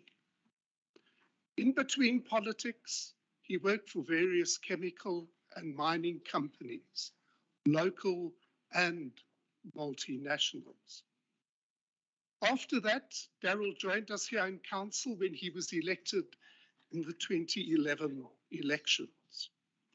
With his qualifications as an engineer, his financial acumen, and his business experience, he was able to make invaluable contributions to the running of this municipality.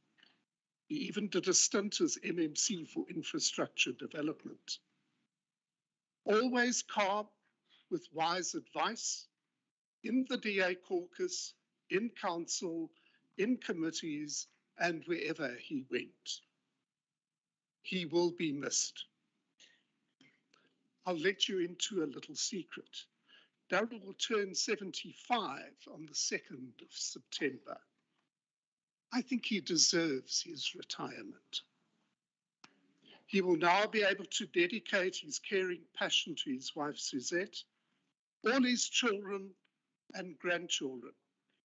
I've lost count how many grandchildren there are, and I believe there's another one on the way.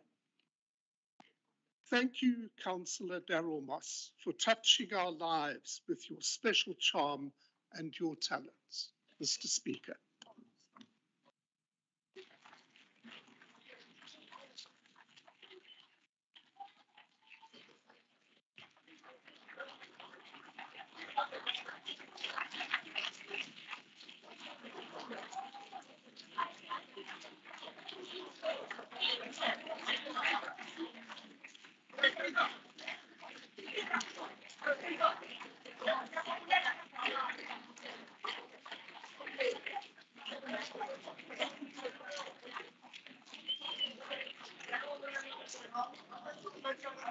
Thank you so much for those moving words. Before I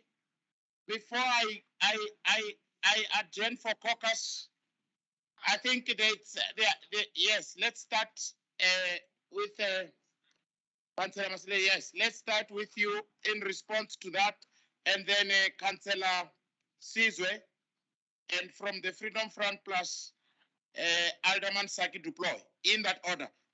Councillors, let's just settle down. No, thank you. Yes, councillors. Yeah, Chairperson, let me take this fine opportunity on behalf of the caucus of the African National Congress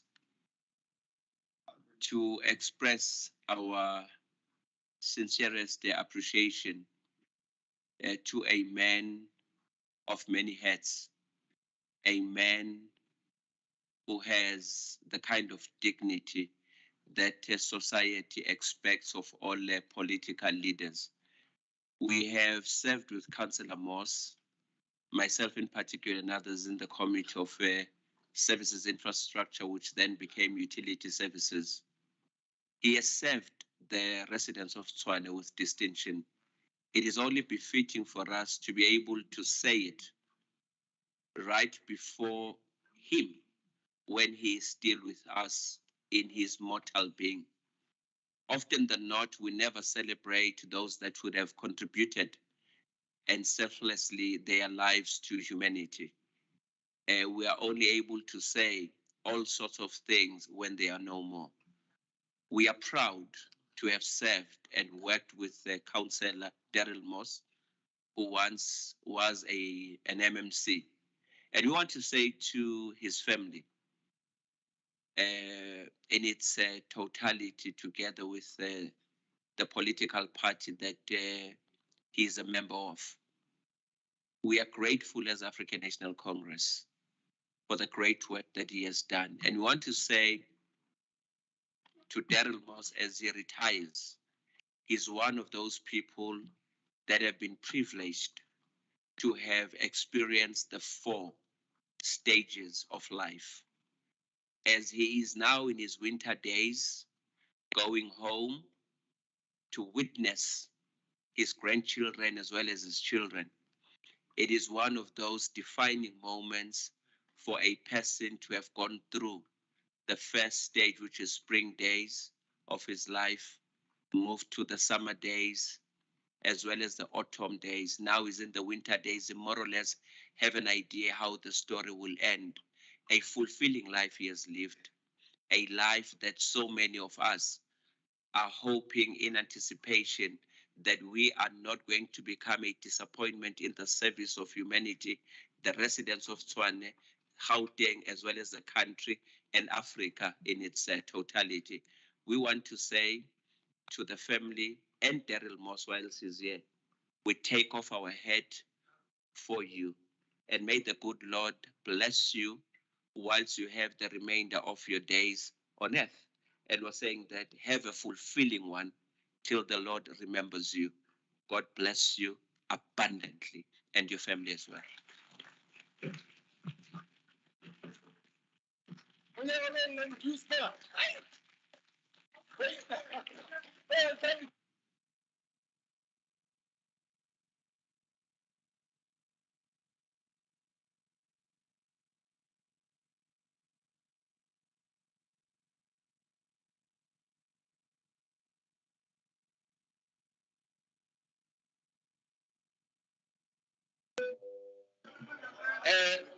Thank you very much. I think those are words from, I think it's the biggest political party in this chamber. Yeah, according to stats. Thanks very much for those words. Let's move on to Councillor Sizwe, the leader, the acting leader of Action SA. Thank you. Speaker, I just wanted to highlight that when the EFF goes for a caucus break, can we at least go for lunch because we've got a lengthy agenda item. I'll pass on to MMC. He's keen to speak. Thank you. Thank you very much, Councillor Sizwe. I think that will be in order. Let's now turn our focus to the Chair of Chairs. Alderman Duploy, and then I will take and then I'll take the leader of ACDP in that order. Thank you. No, but thank you, Honorable Speaker. I think you and I were very clear that immediately after the DA speech, the EFF be granted a 45 minutes caucus. Now you are going on and going on and going on without saying that you have reviewed our application and your own ruling at the same time. Please, we want to leave. Thank you very much. I'm not reviewed. We are still on that item, so it's not detached from that item. Thank you very much. We will then after that. Thank you very much. Let's have the leader. Now you are confusing. No. Alderman Saki Duploy.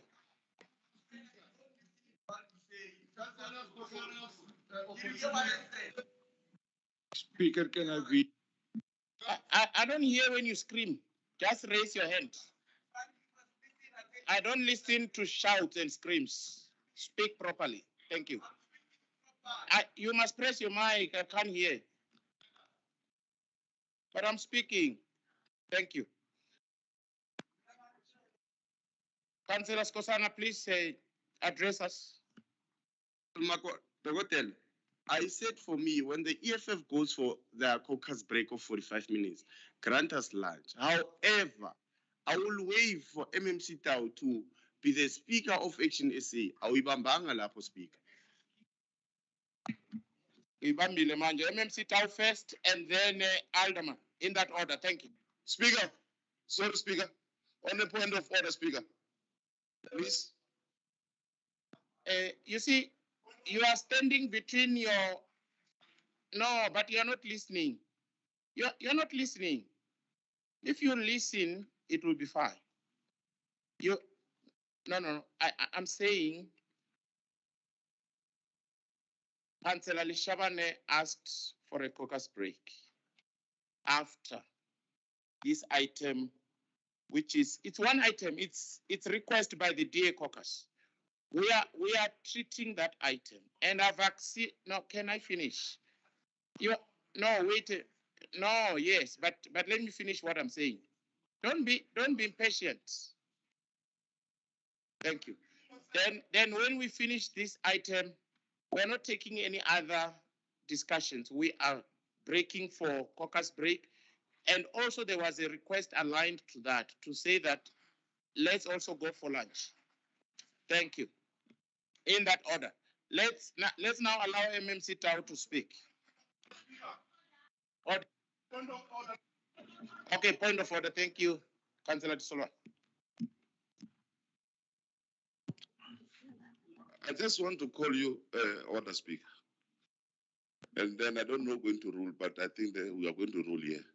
Look, Speaker, we asked for 45 minutes break, a caucus. And then the fellow brother decided. He said, during our caucus, we want you to convert it as a lunch. It's not how it's supposed to run. Please don't entertain that particular understanding from that man. And then, Speaker, please don't undermine other councillors. Treat us equally. No matter how much we are irritating you, some of this irritation, it will help you to sustain, to be a speaker there. Thank you.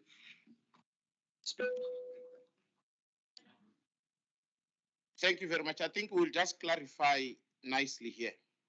As I'm ruling, can I rule first according to the rules and orders? Thank you. We will break for, I'm looking at the time. It's now 20 past. Now we will break for caucus of 45 minutes. It will bring us exactly to 1 o'clock. Fair enough. We'll come back and then break for lunch afterwards in that sequence. Thank you very much. Now let's allow MMC Tau to address us. Thank you.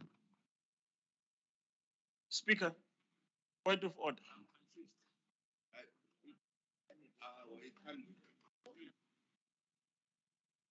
Yeah, thanks, Honorable Speaker. I think I'm now becoming unsettled because you have moved away from your ruling and my application.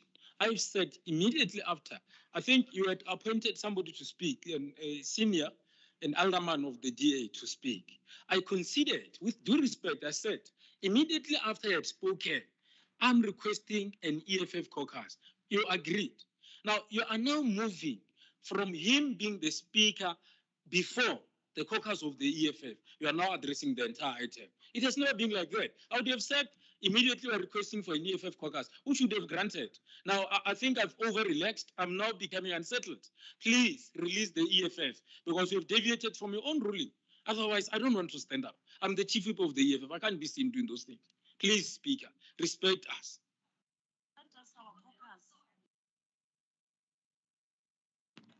Okay, thank you very much. I think I don't want this house to degenerate into other things. Let's break for caucus right now. Thank you very much. Caucus granted, 45 minutes.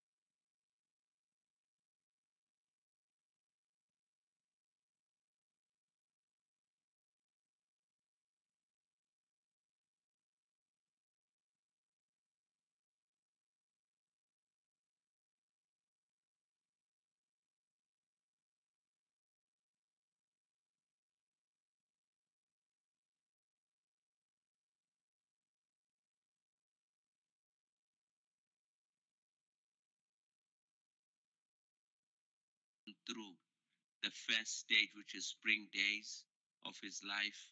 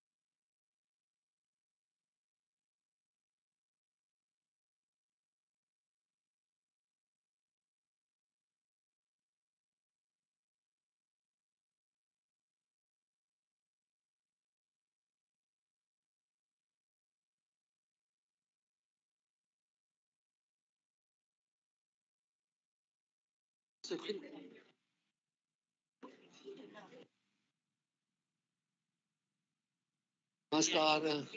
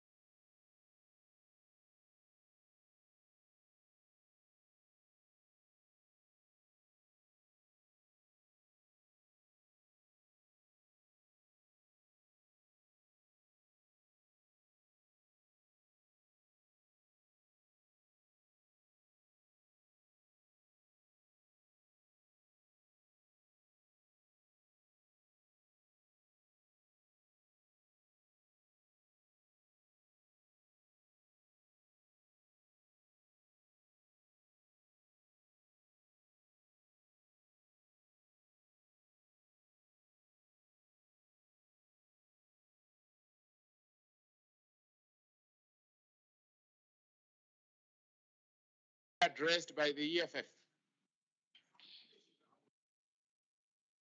Just checking the quorum.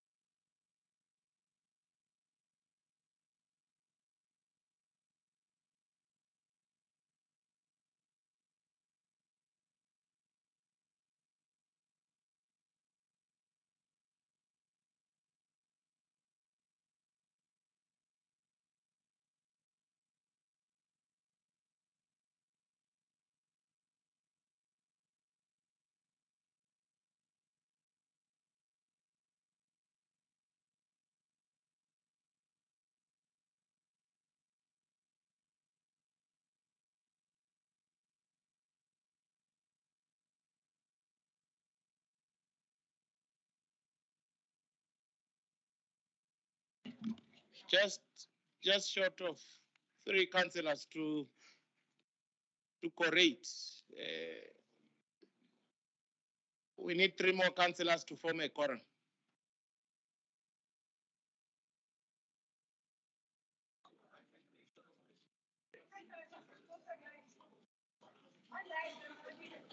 Yeah, they still.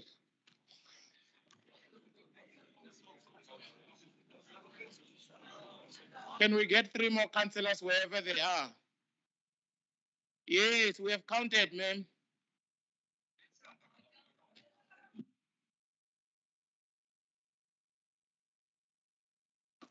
Can you also not be held hostage by the Red Berets, please? Speaker, can you also not be held hostage?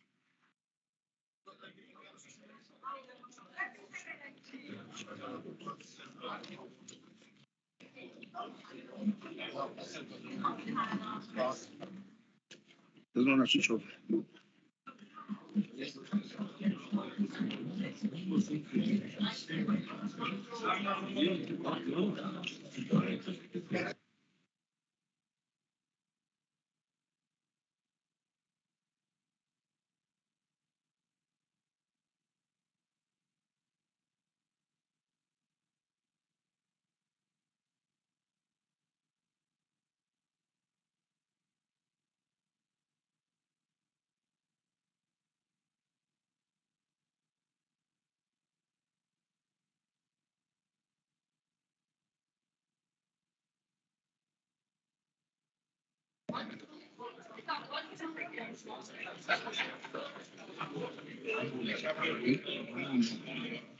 We're fine. Okay, we are now a quorum. Let's proceed. Let's settle down, Councillor Tshwane. Let's settle down, councillors. Just gone 1 hour. 1 hour, 2 minutes, caucus. Now, let's settle down. Councillor Ramawood, thank you. MMC.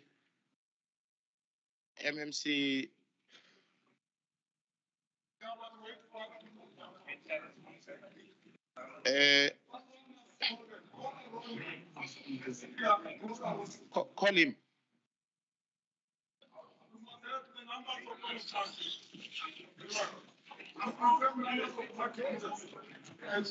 No, we have officials, they must call.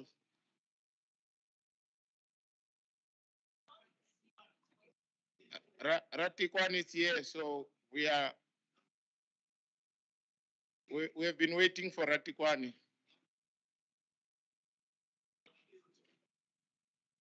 Let's settle down. I think let's settle down. We are a quorum, so that's how we need to proceed. Councillor Disolwan.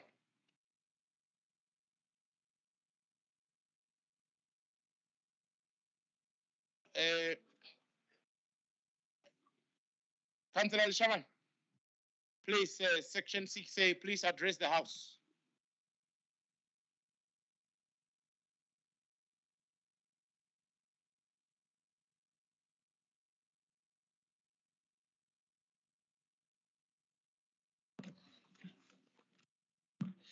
Thanks, Honorable Speaker. And thanks for the caucus, we are done. The issues that were raised are very critical. I'll not be able to discuss them here. We are ready to proceed.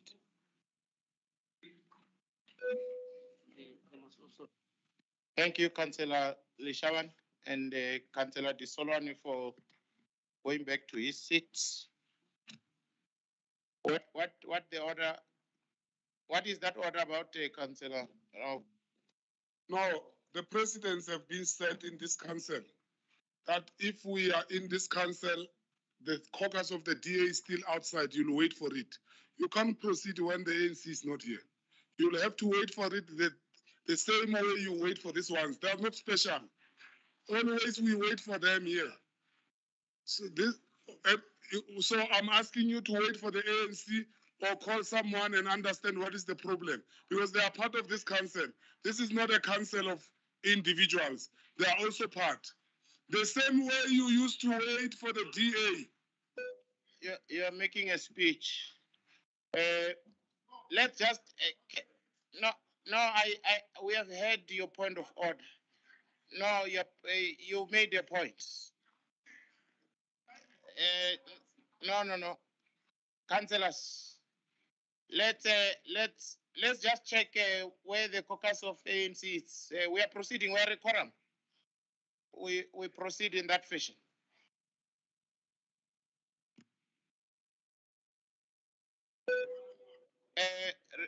Remember where we were. We were still closing on the remarks. Let me take Councillor Lex. Let me take your hand. Thank you, Mr. Speaker. We are still on point D, which is your unannounced issues. I'm rising on a point of order in terms of the MFMA legislated reports. You have announced that you allowed a number of legislated reports to be submitted late. What I notice is that amongst these legislated reports are not included one report that is also supposed to be here, and that I believe we also haven't seen last month, which is the in-year monthly finance report in terms of Section 71. Now, I am very concerned about this issue because in July we defaulted on a payment made late to Eskom, and this month again there is a substantial payment to Eskom that has reached the news channels. We are again late. We haven't seen any financial reports in this council, and it is our duty to oversee the finances of the city. And if we do not see this now, it means that we will first see fresh financial information for this year when the year is a quarter through the financial year. My question to you, Mr. Speaker, is you are in control of oversight functions on our behalf in this council. Yeah, Councillor Lex, you are making a speech. I think this issue of order and information is eluding us.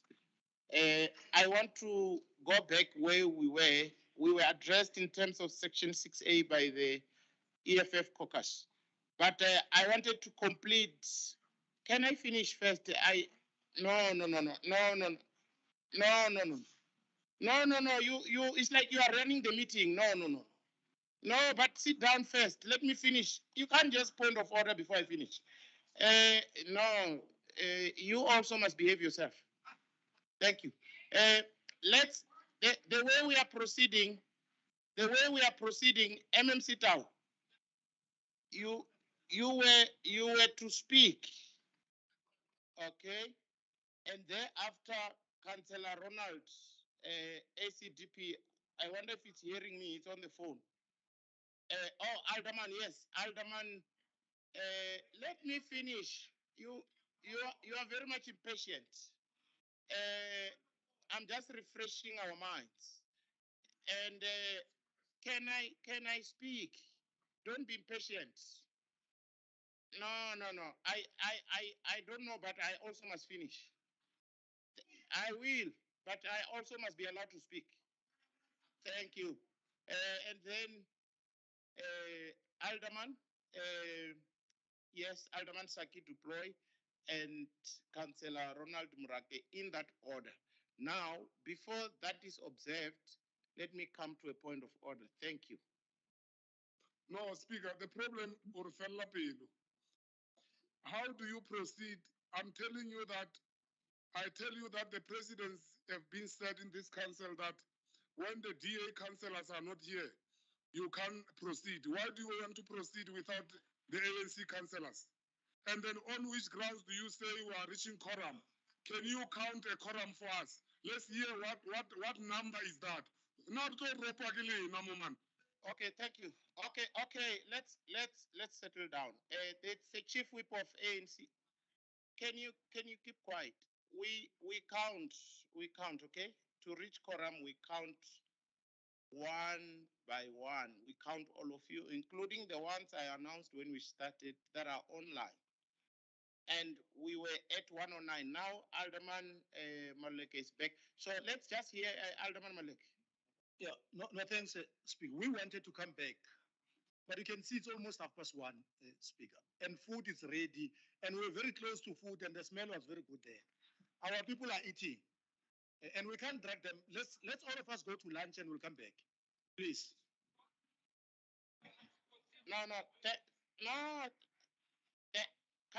Councillors, let's do it this way.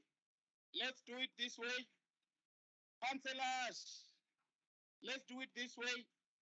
Thank you, Councillor Malek, Alderman Malek. Let's allow, we were still finishing that item, and we are a quorum. Let's finish it in that way, then we'll break for lunch. Thank you.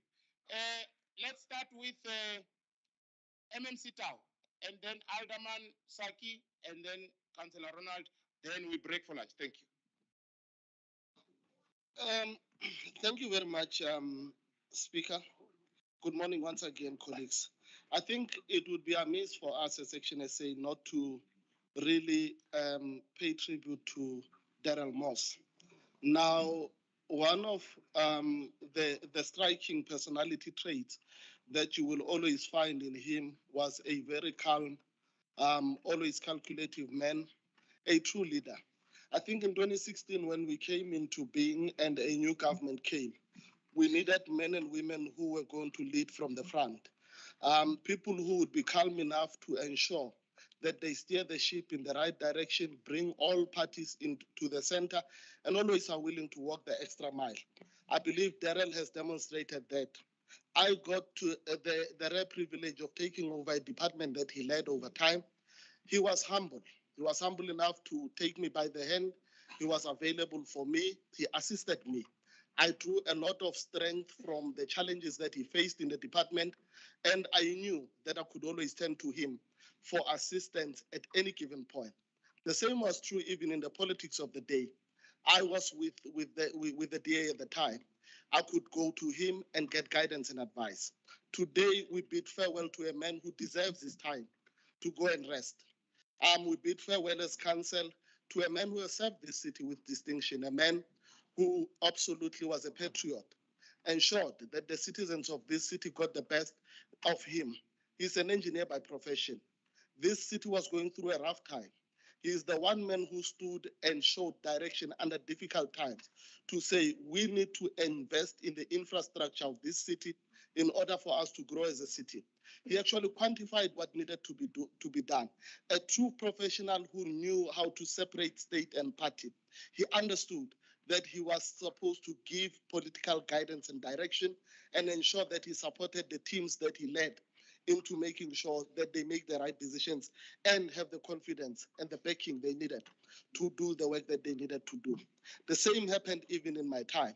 And we know that even after he would have left council to go and retire, you can rest assured, Daryl is the kind of guy you can pick up a phone and ask him for advice. He gladly will give that advice. So to Daryl, I just want to say these words that come from Tshwane Han. He says, we will be more successful in all our endeavors if we can let go of the habit of running all the time and take little pauses, relax, recenter ourselves, and we'll also have a lot more joy in living. I think this is the time that you need to take the time to pause, relax, and recenter. Your heydays are before you. This is the time that you must enjoy your grandkids. This is the time that you must enjoy the little things about life. This is the time that you can understand that not everyone is watching you and you have to do the right thing by everyone all the time. We want to say as Action SA, Council, especially the city of Tshwane, is richer because of your contribution. Go well, my friend, and enjoy your time at home.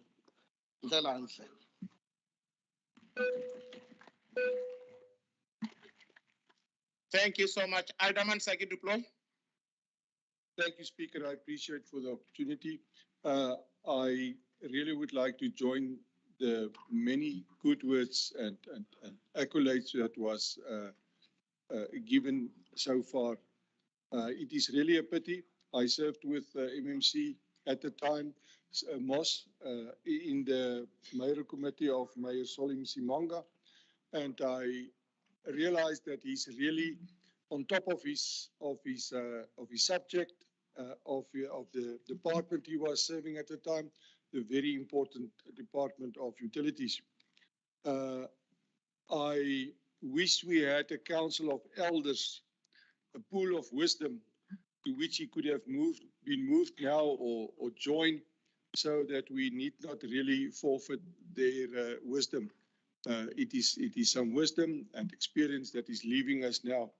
I've chaired the utilities meeting this past Friday, where we also said farewell to Councillor Moss, and it was really special to hear councillors from different political parties as well as officials who served with him. I actually shouldn't say under him, served with him. They had the highest regard, and we fully appreciate. And from the Freedom Front Plus, we really would like to wish him a peaceful and a healthy winter season that he is now entering. Councillor Moss, God bless you on the way forward. Thank you.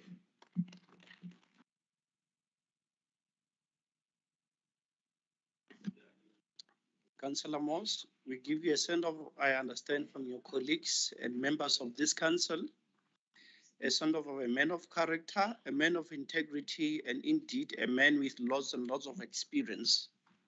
Thank you for investing in this council.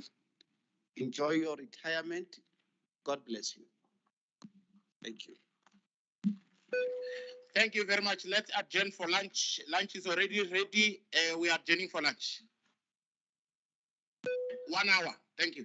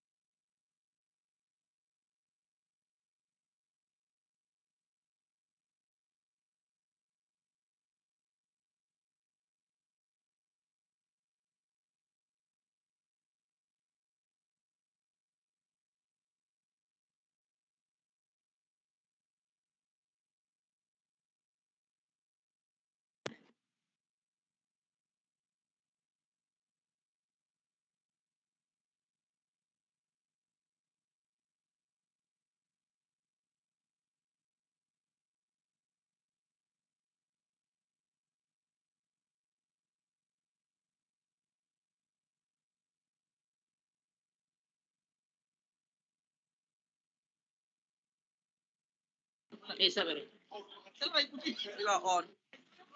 Yeah, you're on.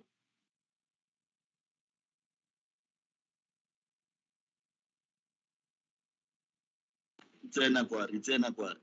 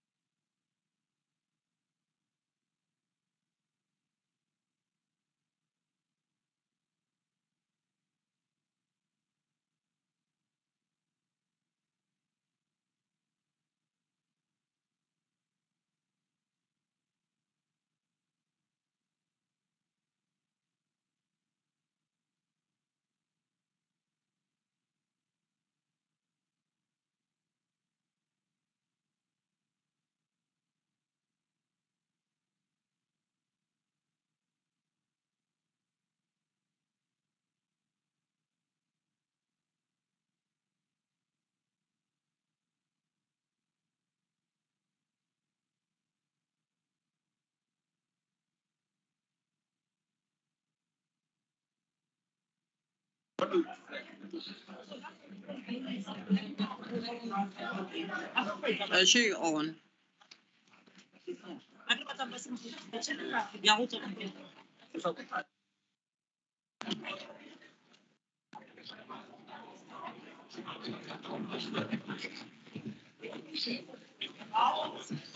Thank you very much, councillors. Welcome back from lunch. Let's begin to settle down so we can confirm quorum.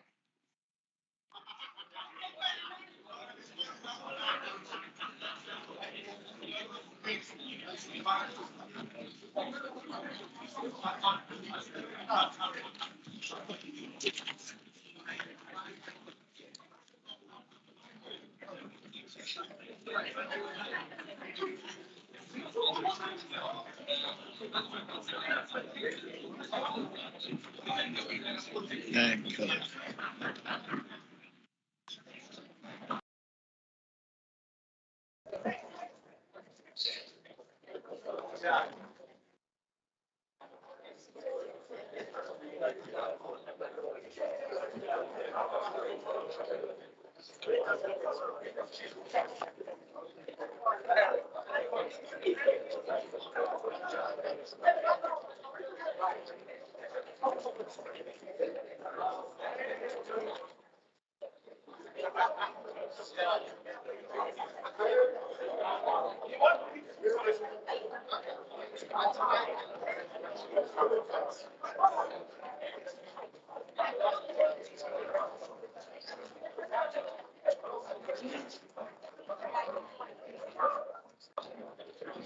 Thank you very much, councillors. Let's settle down.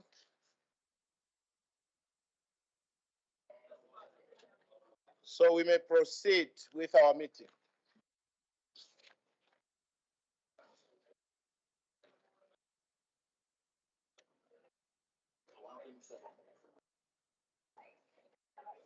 Councillors, thank you very much. Quorum confirmed at 1:27. We are safe to proceed.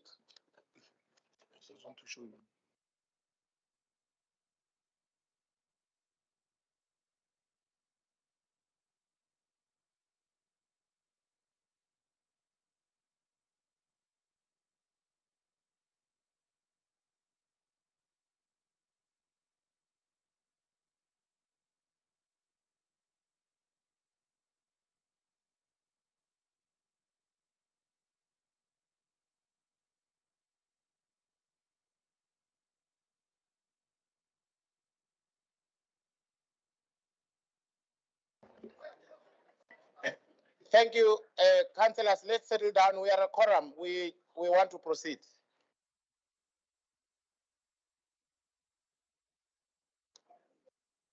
Thank you, councillors.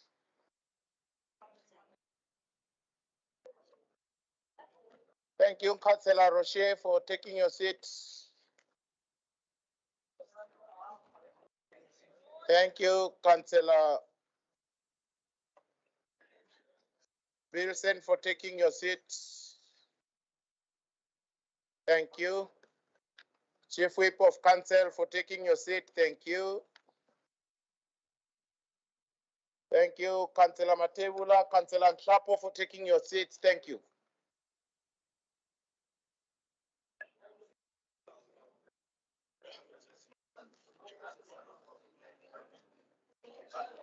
We're from lunch.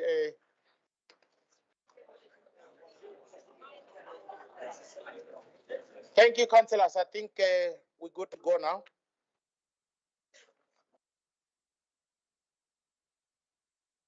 We are now in item or section E of our agenda, which is the consideration of the minutes of the previous council meeting.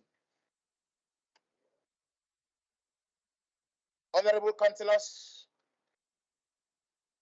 let's consider the minutes, the first set of minutes of the 28th July. Oh, okay. Yes, before I proceed, Councillor Lex, thank you. Mr. Speaker, you haven't ruled on the issue relating to the Section 71 in-year finance report that I raised earlier. I would like to know why that report was not tabled in this meeting and what we're going to do to ensure in future that these reports are tabled every meeting. Thank you.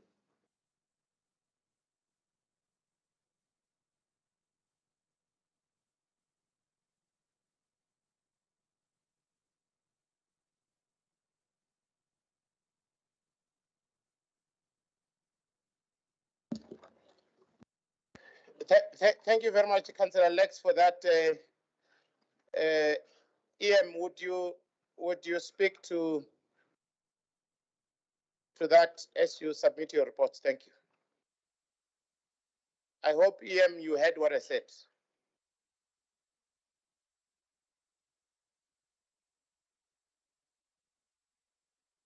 I hope you heard what I said.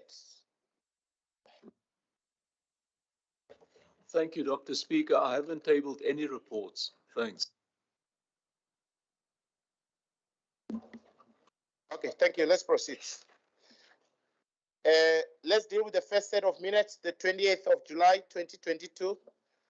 Honorable councillors, I now put to you the minutes of the council meeting of the 28th July, 2022 for approval. Approved?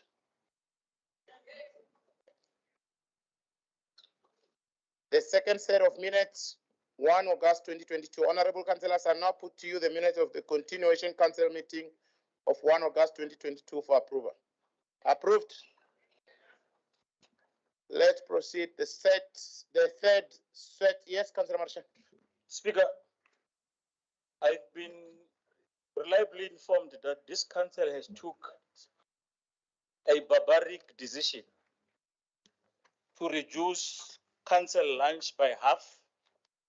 And as a result, our guests, the sign language interpreters, your protectors, people of IT didn't have lunch today, and the gates are closed due to security reasons.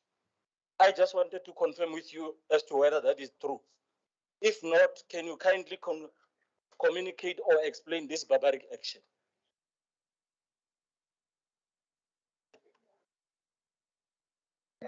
Thank you very much. I'm hearing it from you. I'm not informed about that. I hope corrective measures, if that's true, will be taken going forward. Thank you. Let's tackle the third sets. Yes. We rely on this support staff, and the likelihood is that we are going to be here until 12 o'clock at night. Can you please prioritize that matter? The sign line interpreter is there. That person is very important to the people who are watching this council meeting on TV. Very soon, they will do a tools down, or they might be even doing that. What do you call? They might even collapse, standing there. The possibility is that they are even here on a voluntary basis. Now, how can you treat people who are volunteering to the most important sector of our society, denying them food? Your protectors that are driving you around, that are securing you and the MMCs and the chief whips and the mayor to that extent, you take a decision for them not to have lunch, and yet they spend the entire day until you leave here at night. You deny them food, a basic requirement for a human being to survive. Officials that are supporting this gathering, Speaker, is that fair? Is that how you treat people? Can you please prioritize this matter and take corrective measures? Please confirm to this council if catering was reduced by half from 400 to 220. Thank you very much, Councillor Marishane. I thought I was loud and clear. I said I'm hearing it for the first time from you. However, I indicated that now that you have brought it to my attention, there are officials that deal with that, and as we speak, I'm speaking. There are officials that deal with that, and they will be attending to it as soon as they have just heard me speak right now, and then will be advised appropriately going forward. Thank you. Let's now proceed to the third set of minutes, which is the minute of the 16th August 2022. Honorable councillors, I now put to you the minutes of the special council meeting of the 16th of August 2022 for your approval. Approved. Now, the last set of minutes, it's an in-committee and a continuation council of the 1st of August 2022.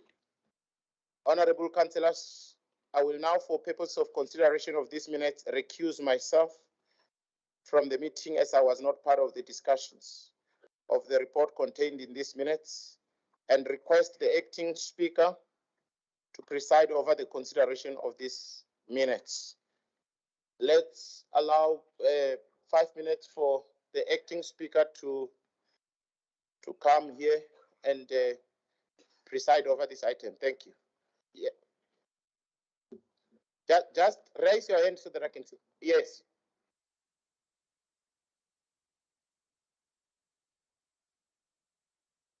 Just before we move to that item, Speaker, I think that Councillor Marishane is raising a very critical matter. And I don't want you to move on because we don't know how long the next item might take. So let's get the feedback on the matter. You said you are going to consult. Let's get the feedback on the matter because we don't want to see anyone collapsing here. We are not first aid. So let's deal with this matter and exhaust it before we can then move to the next item of the minutes.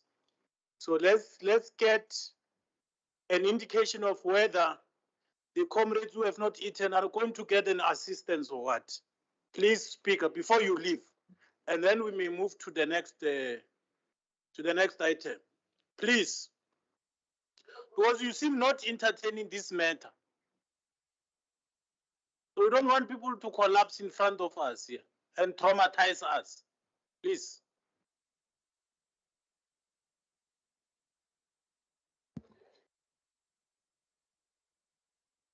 The acting speaker, while the item is being attended to, as I've already ruled. Thank you. Where is the acting speaker?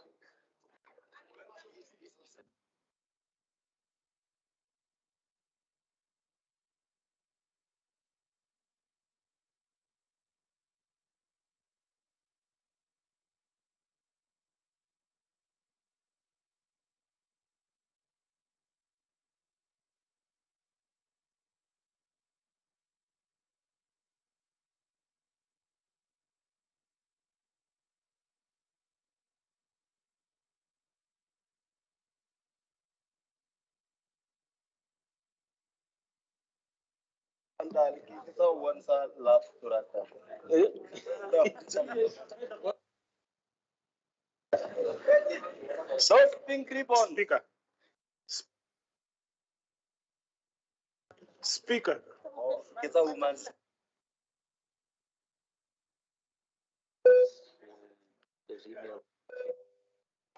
Speaker. Speaker. Speaker.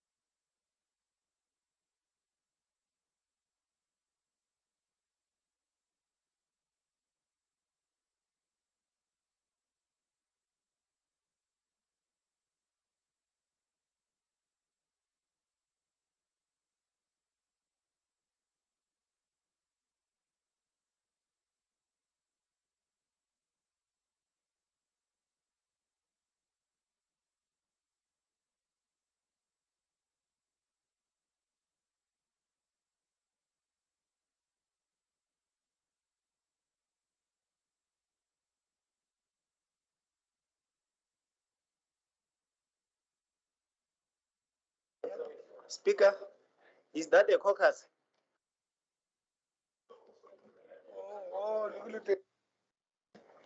Thank you very much. Let me just, I was trying to have an appreciation of the experience, which is indeed an unsavory one. But how I intend addressing it, if ever there are any councillors here affected by whatever that might have happened, can you draw the attention of the officials so that we can right away make amends with immediate effect. And then going forward, I think this matter will have to be dealt with correctly so, because in terms of the rules and regulations, there's a particular threshold that council must consider when we sit in terms of catering purposes. So that must be borne in mind. But in the immediate, I want those councillors and whoever here who was adversely affected to draw the attention of the officials so we can make amends with immediate effect. Thank you.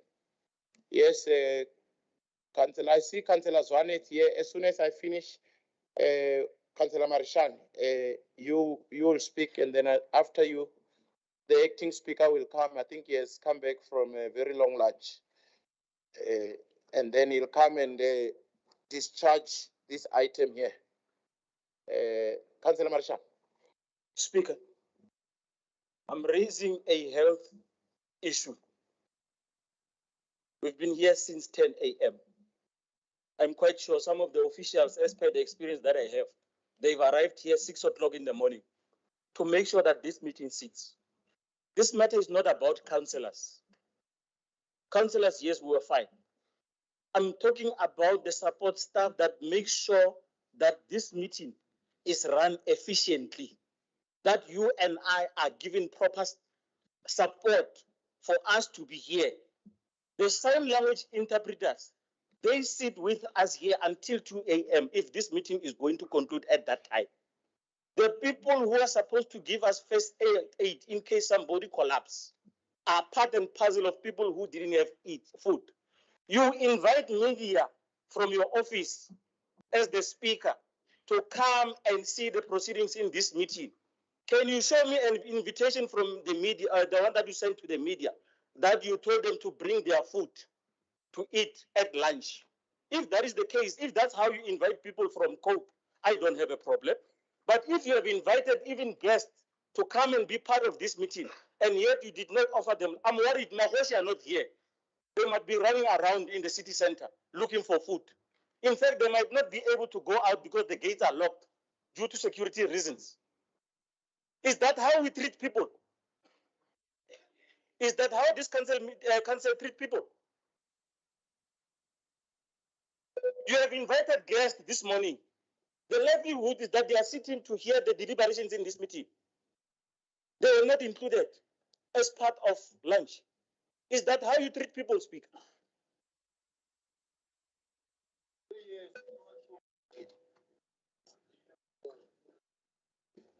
Yeah, thank you. I think Councillor Marishana, now you are missing it. I think we have treated that, and actually the latter part of your comments are ill-informed. Let's proceed in that manner. Let's give attention to those as I've already indicated. Can you wait? I waited when you spoke. Let's give attention to those issues that I've said, and then Councillor Tshwane will come and discharge. I can't have the same point of order from the same speaker according to the rules and orders. Thank you very much. Councillor Tshwane, please come and discharge the item. Thank you very much.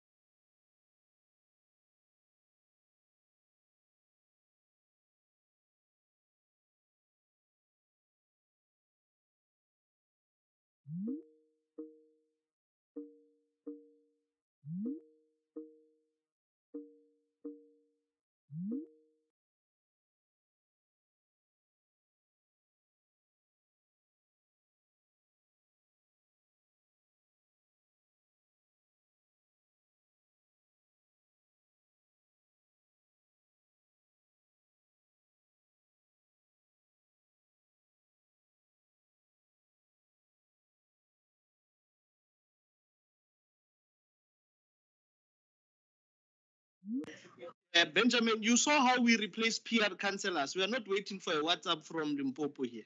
We replace now.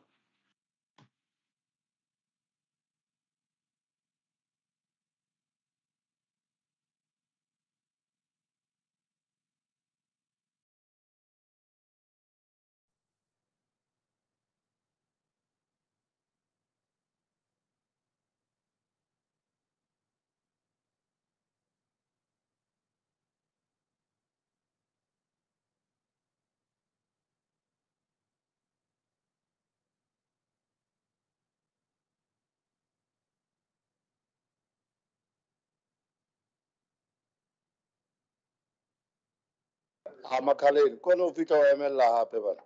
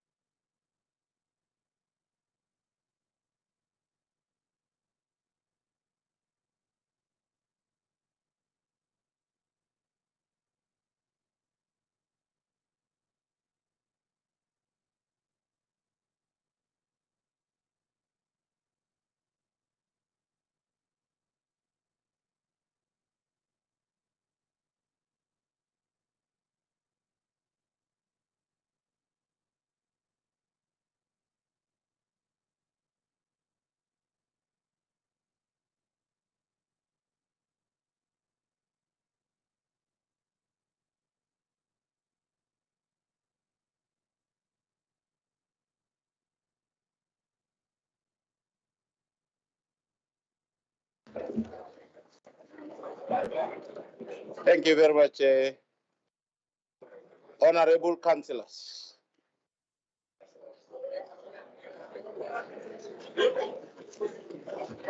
Honorable councillors, can we proceed with our agenda?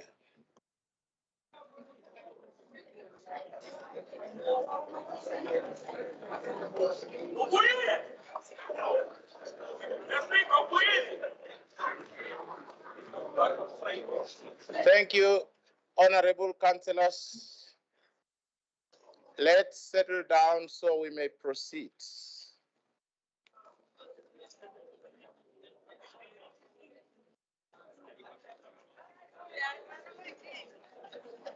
Thank you, Honorable Tshwane. Thank you for settling down. Chairperson, Mayor, thank you for settling down.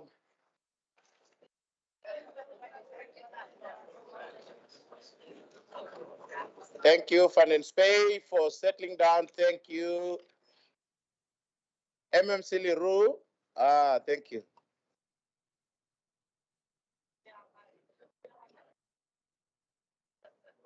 Thank you, Councillor Tshwane.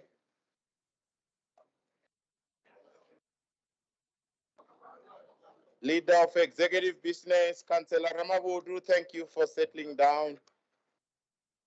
Thank you, Rocher, Councillor Rocher, thank you, thank you, thank you.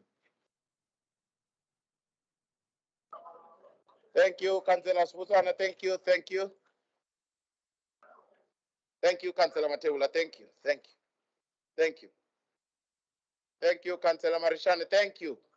Thank you for settling down. Alderman Maleke, thank you.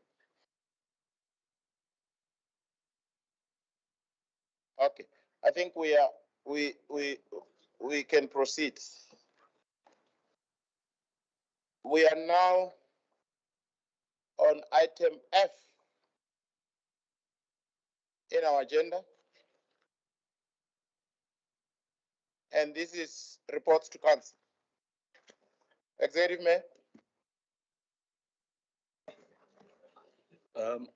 Honorable Speaker, Honorable Chief Kakana and his entourage, Honorable Chief Maslangu and his entourage, Chief Whip of Council, Leader of Executive Business, members of the Mayoral Committee, leaders of all political parties represented in Council, Honorable Aldermen and Councillors, ladies and gentlemen in the galleries, City of Tshwane officials, members of the media, residents of the City of Tshwane. Good afternoon to you all, and a warm welcome to this council meeting. Honorable Speaker, I'm sure you would agree with me that this month has been very challenging politically. We've had robust debates on a number of important issues. However, it is important that as elected councillors, we set the right tone by working together in a constructive and productive manner. We find ourselves in an incredibly privileged position in this chamber to represent the residents of Tshwane. Our coalition government in particular is a reflection of the diverse communities we serve in the city. And I believe this is a distinct advantage as it enables us to better understand the needs of our people. I truly believe that we are stronger when we work together, pulling in the same direction to move the city of Tshwane forward. Honorable Speaker, August is a significant month in our country's calendar. It is a time where we get the opportunity to pay homage to all South African women and to the women who marched to the Union buildings on 9 August 1956 in protest against apartheid laws. The 1956 women demonstrated strength and leadership as they united in their demand for freedom. Their actions remain significant to this day as they stood for the rights of generations of women to come. Women from all walks of life deserve to live in an equal, inclusive, and safe world. As part of Women's Month commemorations, the city partnered with Pink Drive to host a high tea cancer awareness event. The high tea event was aimed at promoting awareness and early detection of gender-related cancer. Breast cancer is the most common cancer that affects South African women. It is estimated that 1 in every 26 South African women will be diagnosed with breast cancer in their lifetime. Men can also be affected by breast cancer, but at a much lower rate than women. Our stakeholder, Pink Drive, has stepped up and is helping the city's health department and other institutions to bring mammograms and other related services closer to our residents.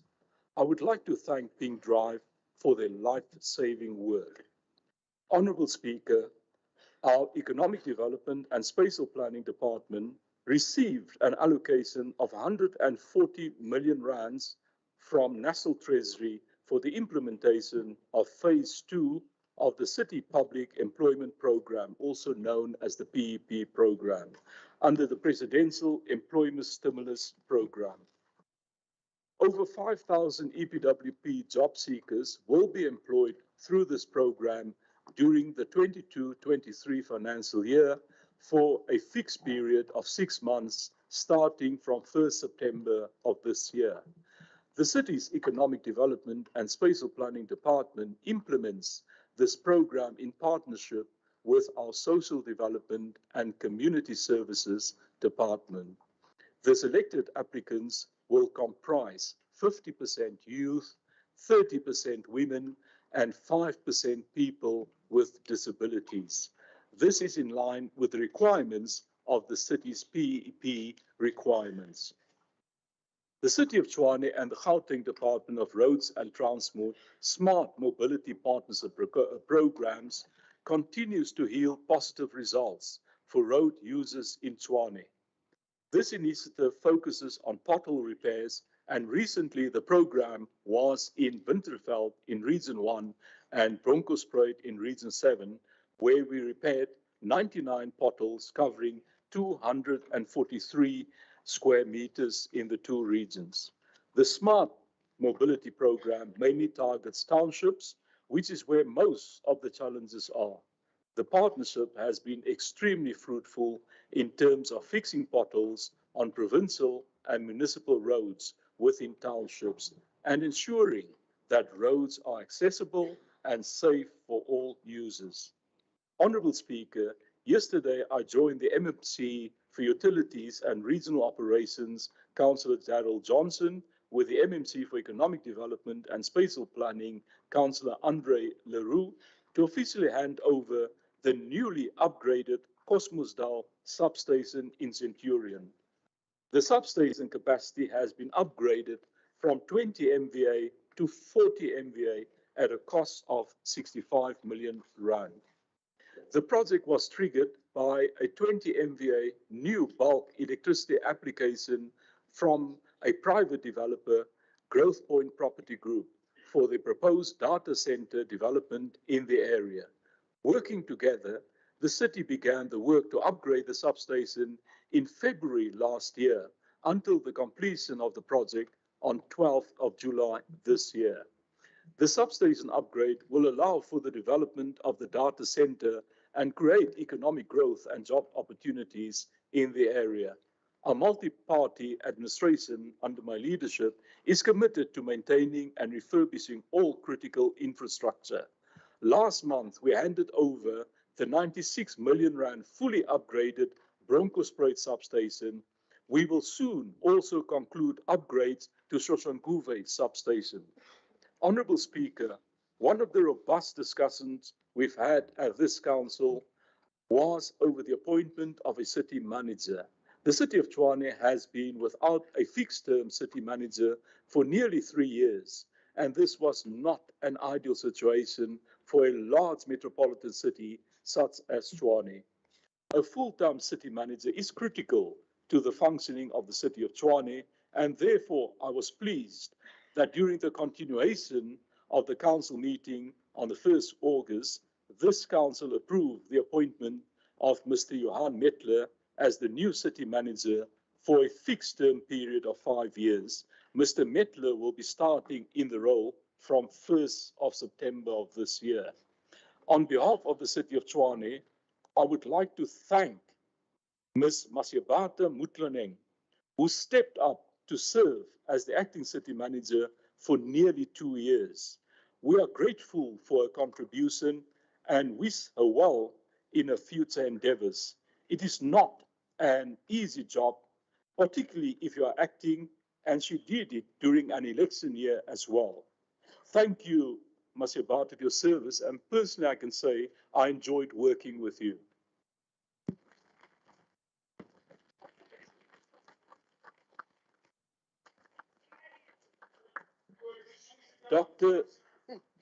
Dr. Speaker, before I table my reports, I would like to withdraw item 5, 7, 8, and 12. Honourable Speaker, that concludes my remarks. The reports are hereby tabled. Thank you very much.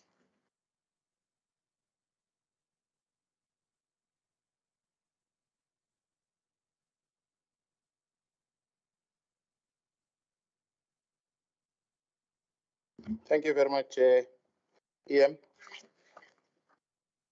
Now let's proceed part 1. Yes, Councillor Marishan.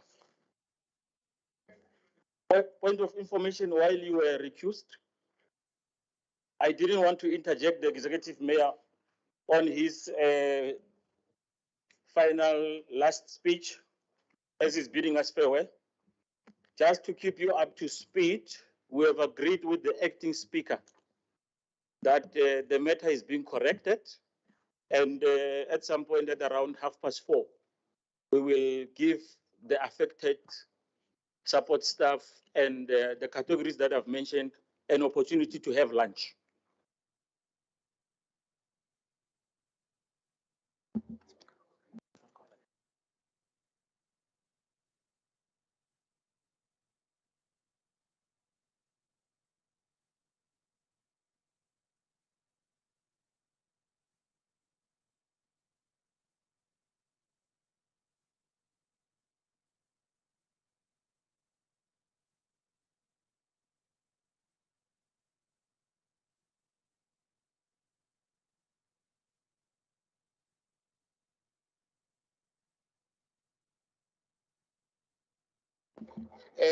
Thank you very much for that resolution. Chief Whip of EFF, Councillor Shaw. Thank you, Honorable Speaker. We're just requesting for a caucus of 30 minutes. There's something happening. Thank you. Speaker, to protect us, these people were asking for caucuses the time they were not agreeing. This is a funny relationship. Now, because they are agreeing, they want to say, what? We're going for a caucus. There's nothing they can do. No, thank you very much. Caucus break granted for 30 minutes. Thank you.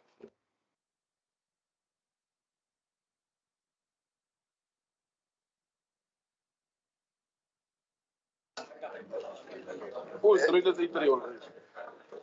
Okay. Thank you. I can say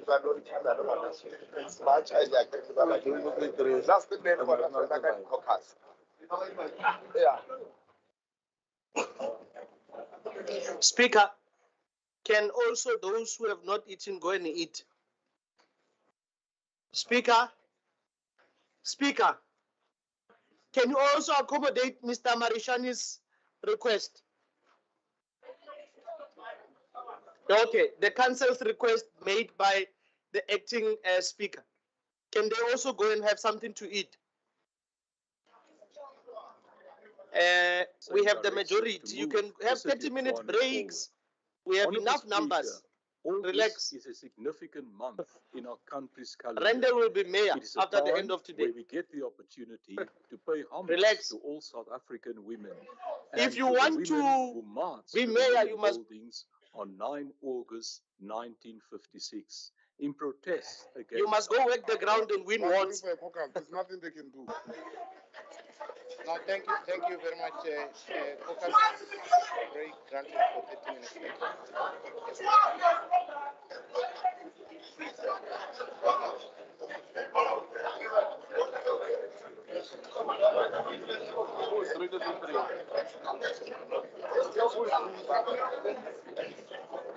Thank you.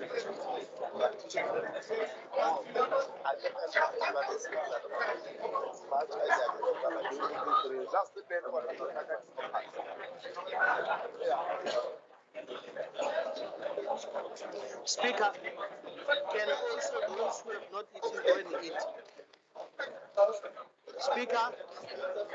Speaker, can you also accommodate Mr. Martinez? Request?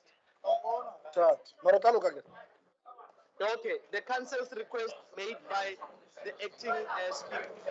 Can we also go and have something to eat? We have the majority. You can have 30 minutes breaks. We have enough numbers. Relax. And there will be mayor after the end of today. Relax. If you want to be mayor, you must.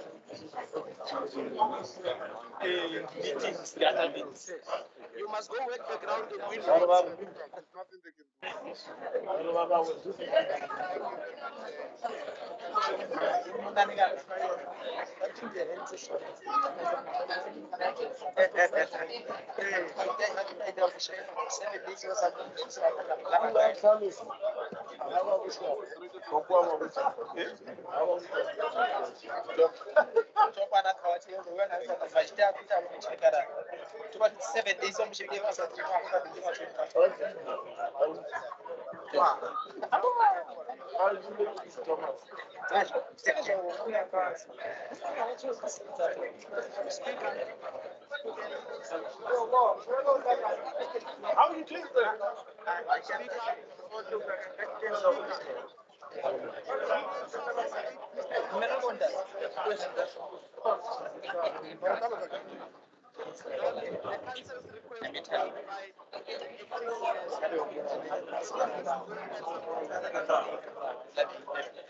made by the acting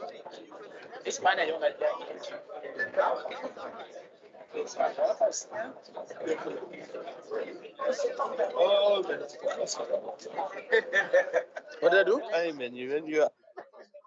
If you want to be mayor, you must.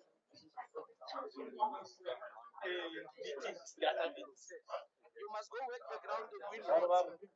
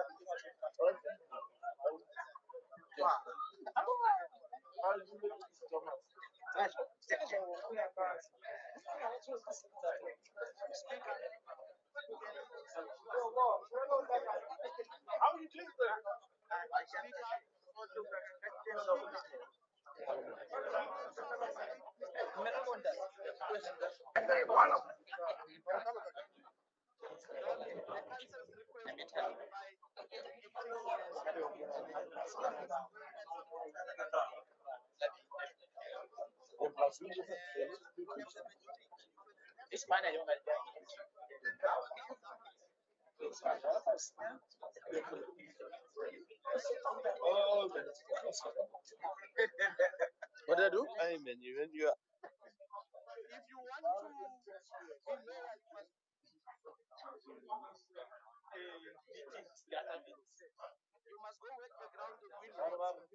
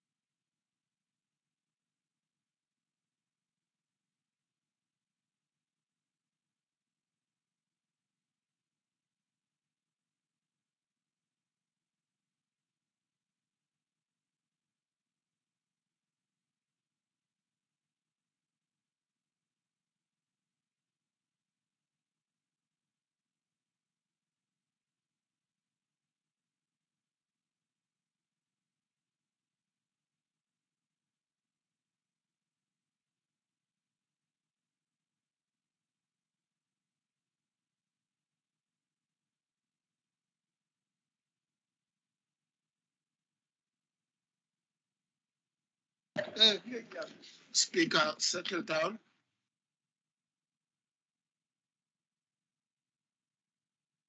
Honorable Speaker, the bell has been rang. Settle down.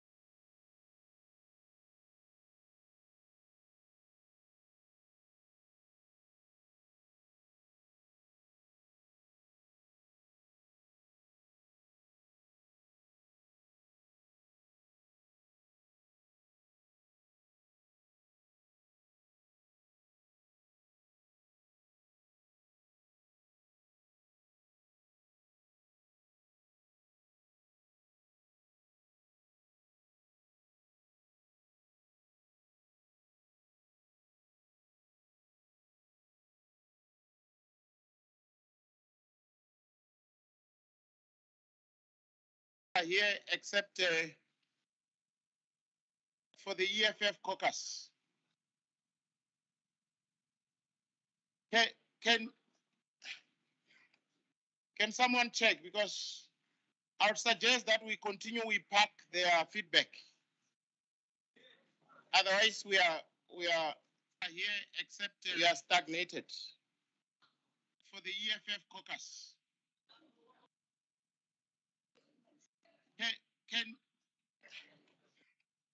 Can someone check? Because I would suggest that we continue, we pack their feedback. Otherwise, we are here except we are stagnated. For the EFF caucus.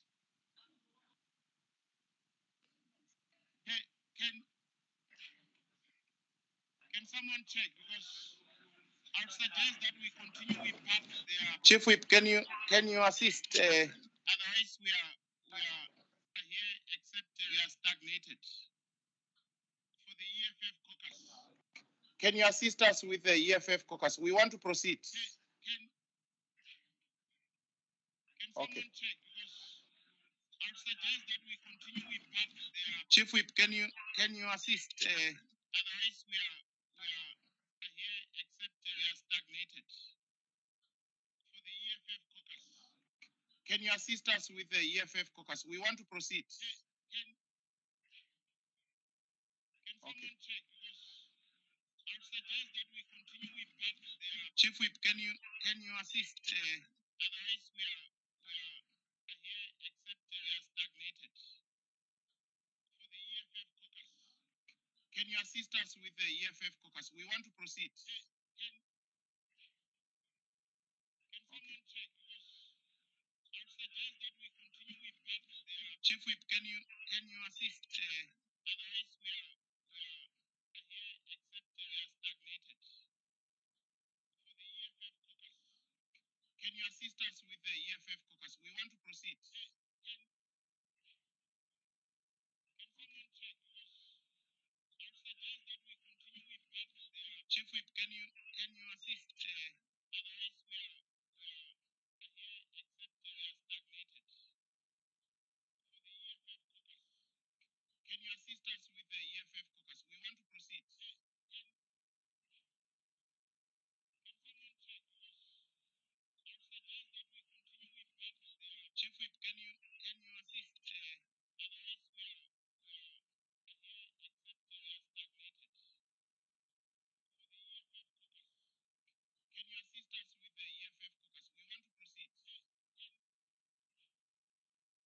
Otherwise, we are here except we are stagnated.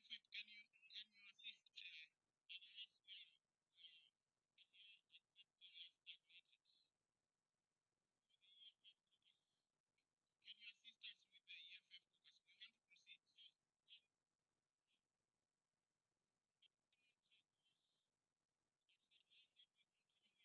For the EFF caucus. Can you assist us with the EFF caucus? We want to proceed. Can someone check, because I would suggest that we continue with part there. Chief Whip, can you assist? Otherwise, we are here except we are stagnated. For the EFF caucus. Can you assist us with the EFF caucus? We want to proceed. Sorry, Councillor. Can Councillor from the EFF? Oh, they are coming. Okay.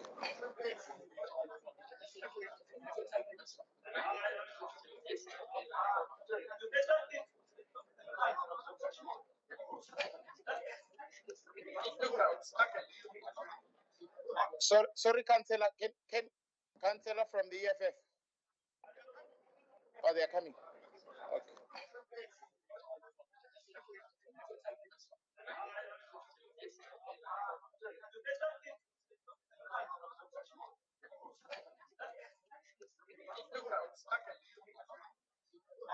Sorry, Councillor. Can Councillor from the EFF? Oh, they are coming. Okay. Thank you very much, Councillors. I see the EFF caucus is back. Let's take our seats so that we may proceed. Sorry, Councillor. The Chief Whip of EFF, Councillor Tshwane, please address the House. Thank you very much, Councillors. I see the EFF caucus is back. Let's take our seats so that we may proceed.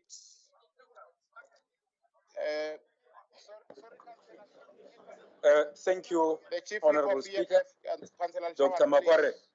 please address the From House. the caucus of the EFF, we really appreciate the opportunity given Thank you very and much, that Councillors. I see the mandate that I EFF had caucus is back. from the caucus is that you must fast track this process and request that you must start with the motion of no confidence against the mayor. That's the request. The sooner the better. Dr. Slate. Thank you. From the caucus of the EFF, we really appreciate the opportunity given. And that. No, thank you very much. From the caucus is that you must fast track this process. I think let me just and request that you must hasten to indicate that motion of no confidence against the mayor. the consolidated That's the index request. of this The sooner the better. council Dr. meeting Thank you. was circulated well in advance. The EFF, we really appreciate the opportunity given. And as a sequel to that, no, thank you very much.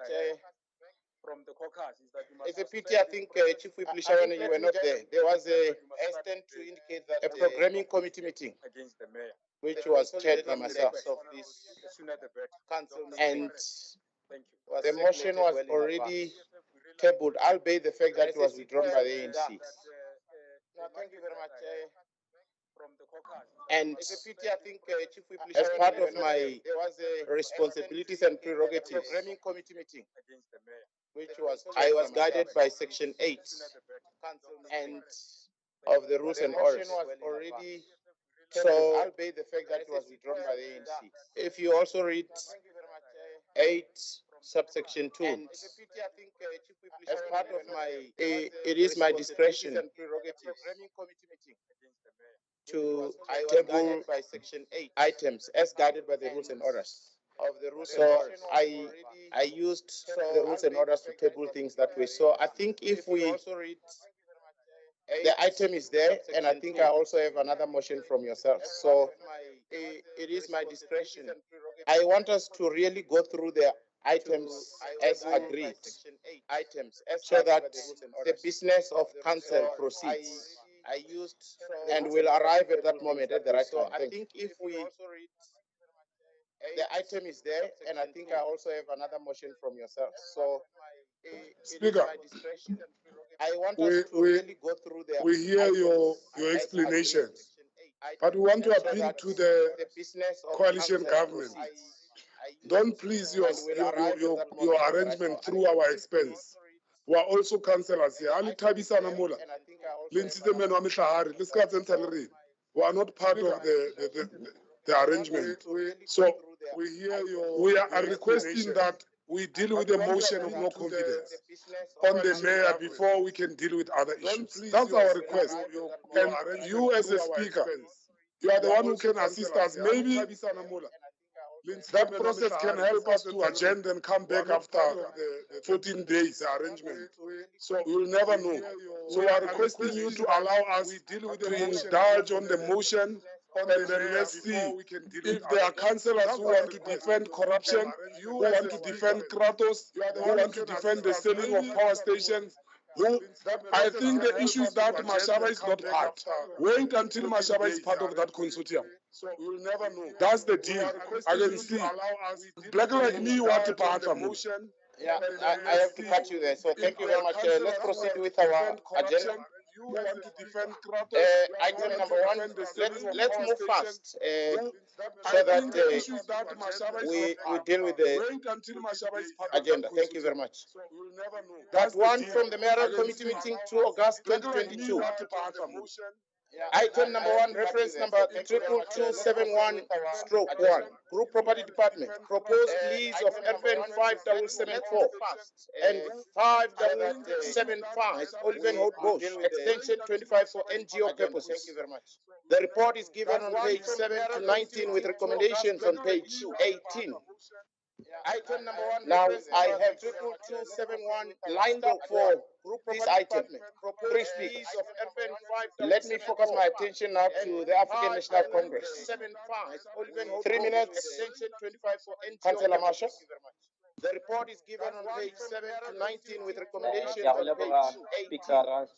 Now I have having due regard the contents of the report, the African National Congress has got no objections with the proposed list for even 5774 and even 5775 Oliver Northwatch Extension 25 for non-governmental organization purposes in terms of Regulation 40, subsection 2B of Local Government Municipal Financial Management Act of 2003, Act number 56, and Municipal Asset Transfer Regulations 12 and 13, subsection 2 to subsection 2A to 2E. Speaker, the said events are currently occupied by a non-governmental organization called Imponyana Talapeng, which loosely translates as the Little Gift of Home. The NGO was established in the year 2000 by Mayor Asnat Tefu, affectionately known in the community as Mayor As. At its inception in 2000, the NGO operated as a nursery looking after the little ones when their parents had gone to work. At that time, Oliver Northbosch was highly an informal settlement. Later in 2004, the Department of Social Development, having recognition of the excellent work that is being done by the NGO, did make a request that the NGO focuses as well as an orphanage. Speaker, non-governmental organizations have been defined by the World Bank as private organizations that pursue activities to relieve suffering, promote the interest of the poor, protect the environment, provide basic social services, or undertake community development. Currently, the NGO is amongst others provided services to the community of Oliver Northbosch indiscriminate of the ward boundaries, skills development programs that includes the following: computer skills training, ECD teacher training, first aid training, beauty therapy, and drafting of business plans. When I went for an oversight visit recently at the NGO, I met a young man by the name of Lebogang, who's very passionate about issues of performing arts and is taking through our youngsters in the community in drama, dance, and music. However, Speaker, due to the lack of support from government, the young people there are not very much motivated, and will urge in this regard that the MMC, the brain, would make time and visit the work that is being done by these young men at this particular NGO. Speaker, the ANC urged the city, particularly the department, to give support to the many other NGOs in our community and across the length and breadth of the city to ensure that they are offered leases that will ensure that they are able to access grants from private sector and also from government departments in order for them to continue to render the good services that they are rendering in our communities. I thank you, Dr. Speaker. Support the many other NGOs in our community and across the length and breadth of the city. Thank you so much, Councillor Masha from the ANC. Let me take the second speaker from the Action SA, and that will be none other than Councillor Munam. 3 minutes, Councillor Munam. I thank you, Dr. Speaker. Thank you, Speaker. Thank you so much. We acknowledge the work that has done by the NGO in the community. However, we cannot ignore the fact that this NGO has been operating illegally for the past 20 years.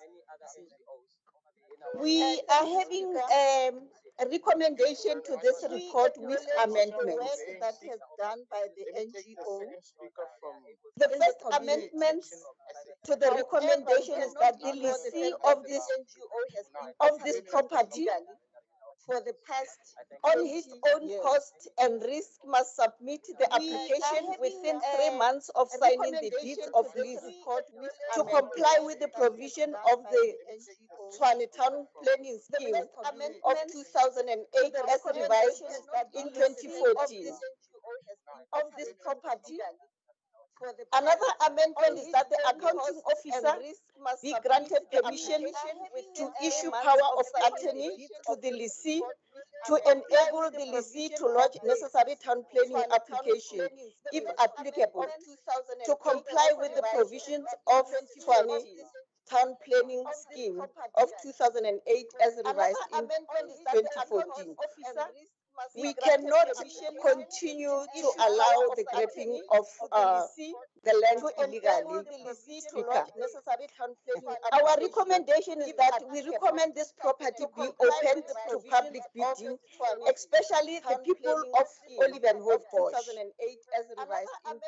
We also recommend that this report be referred to Section 79 of State and Corporate Services for further scrutiny to establish how possible that this NGO can operate illegally for 20 years, and also for possible consequences if there is. We also recommend that this report be. I thank you.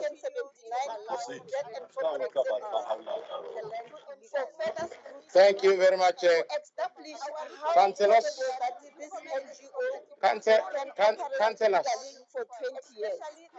And also for councillors. Councillors. Let's calm down. Thank you. Thank you, Speaker. Councillor Alderman Maleke, you are protected. Can we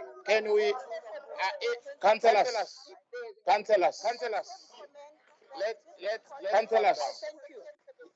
No, councillors. Let's be advised by the rules and orders. Yes, you raise your hand, and for now I've recognized Alderman Maleke and then Councillor Ramawood. Let's start with Alderman Maleke. No, councillors. No. Alderman is first. Yes, you can't. No, I've noted Councillor Maleke first. I've noted him first. And then his is also point of order. Thank you. I've recognized Councillor Ramawood before yours. No, they also have raised theirs come first. No. Thank you. Councillor Tshwane, can you behave yourself? I've noted Councillor Maleke first. I've noted him first. So, no, I've taken Alderman's first. I've recognized Councillor Ramawood before you. Yeah, so let him speak. No, thank you. They also have raised Speaker. Thank you. I don't want to debate the views because it will be out of order to debate the views. But I think we need to establish whether the councillor understands the difference between informal and illegal. Because if you don't understand the distinction, you'll assume that something that is informal, it's illegal. Therefore, there was no land proclamation in that area. It came later, and these businesses were existing. Now, the city says they want to make sure that they get a title deed. That can be legal. Because if you don't understand it, I just wanted to check that. Assume that something that is informal, it's illegal. Thank you very much. I think Alderman, can I speak? You will also speak. Alderman Malek, I think you are raising now the city says important points for consideration, and I think those who have sponsored that amendment will also take that into consideration. I already have it here, by the way, so let me just take your point of order, Councillor Solwan. Thank you very much. Thanks, Speaker. We are not surprised and shocked, especially when the actually raised this matter. No, stop. No, Councillor Solwana, you are protected, but let me address, can I address you here? The last time I checked, constitutionally, so there's only one speaker. So allow me to chair this council. Thank you very much. Councillor Solwana, I hope you won't be tempted to make a speech. Thank you. No, stop. You are a good speaker. Thank you. Good speaker. We need to pursue our colleague here. The last time I checked, the issue here, Speaker, is that these issues, we've raised it at the previous term, and then we, as the department, to bring all those matters that they were pending for such a long time there. Now, they are bringing it no way. Councillor Solwan. No. Allow me to assist. I'll assist all of you. Councillor Solwan, please, so that I also protect you. Indicate exactly what is your point of order. Don't delve into a discussion, because I'll fail to protect you. Thank you. Councillor Solwan. All right, thank you, Speaker. No. Allow me. We need to understand that I'll assist all of you. There was a pending issues in that department. And then this is one of the things that we urge in this council to come to our attention. But the manner in which they are saying, it means they don't understand exactly where we were before. Please, let's help one another, my friend. It's not all about competition here. It's all about the need of our people. There was a pending issues. Thank you very much. I think I had protected you enough. There is the last speaker here. Can I take the last speaker and then we dispense with this amendment? Thank you. The last speaker actually will be from EFF, and it will be Councillor Matal. I thought you said he must speak first. Thank you very much. I think I had protected you enough. There is the last speaker here. Can I take the last speaker and then we dispense with I'm not a this, speaker. I can't tell you who must speak. You are a speaker. You told us now the last time you checked, there's only one speaker, and it's you. Now you don't want to be a speaker. You want to take it to me. I don't want it, Doc. You are fine there. So I don't want us to. My point of order is that I want to. I'm not a speaker. We must be politically on issues that we are put up about on the ground. Now we want to. If it comes to a push, if we have to ask for a caucus of 5 minutes, we want to pursue Action SA because we are clued up with that NGO in Olivet. It has even produced doctors, teachers. It has been running for quite some time. Every now and then, every year, we visit and donate shoes there. There are there are people who don't have food. There's a kitchen soup there every day. All the young people of Olivet who don't have families, they don't go there. So we want, let's have at least a sense of occasion on this issue. We want to pursue Action SA on this issue. Let's not be harsh. My last point, there's a place called Hazelwood in Brooklyn. You know, I was having a chat with the mayor the other day. People have hijacked that place. Even Atterbury is now owning that place.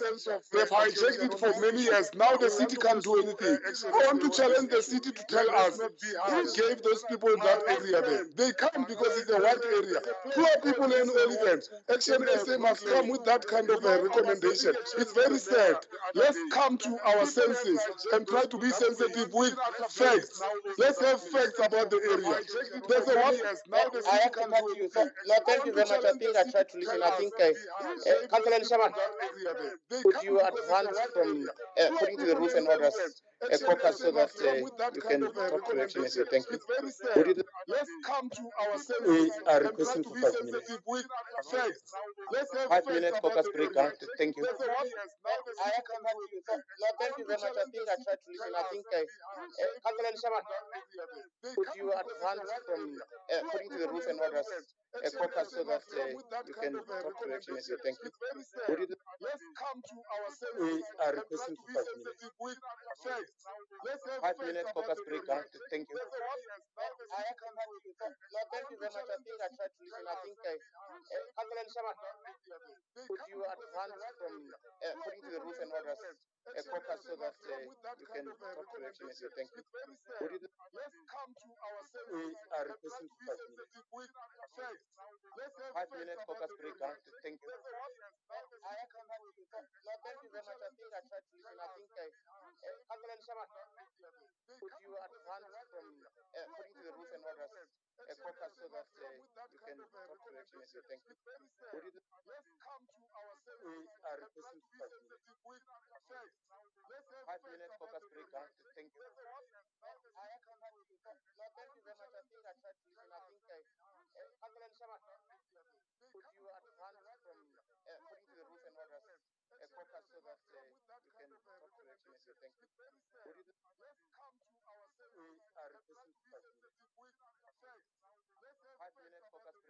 Thank you. I have to cut you. No, thank you very much. I think I tried to listen. I think, Councillor Lishaman, could you advance from putting to the rules and orders a caucus so that you can talk to Action SA? Thank you. Let's come to our senses. We are requesting for 5 minutes. 5 minutes caucus break. Thank you. I have to cut you. No, thank you very much. I think I tried to listen. I think,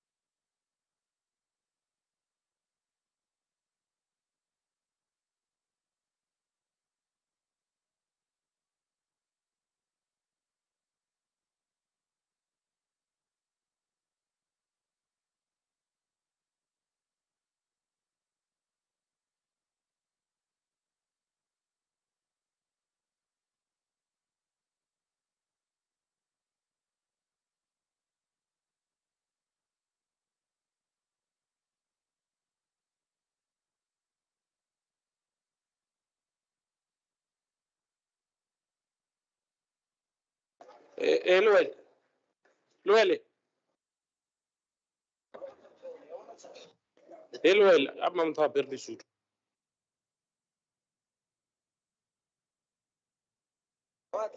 Loele, way, it's a molly suit.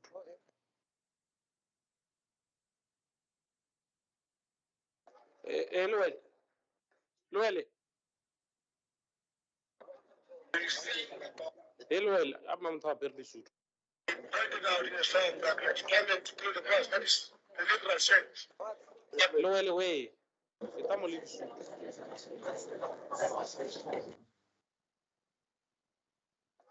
Hello, Hello, Hello, I'm not happy with you.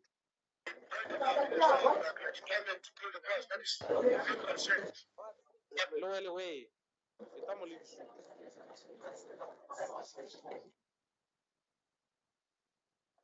Hello, Hello, Hello, I'm not happy with you. Pointed out in a saying that let's tell them to kill the cross. That is the literal sense. Hello, way. Estamos listos.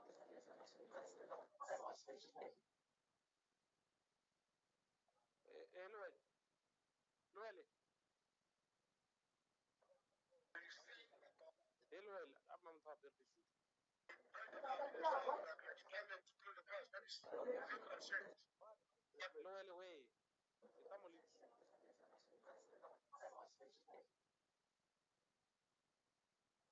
Hello, Hello, Hello, I'm not happy with you. Pointed out in a saying that let's tell them to kill the cross. That is the literal sense. Hello, way. Estamos listos.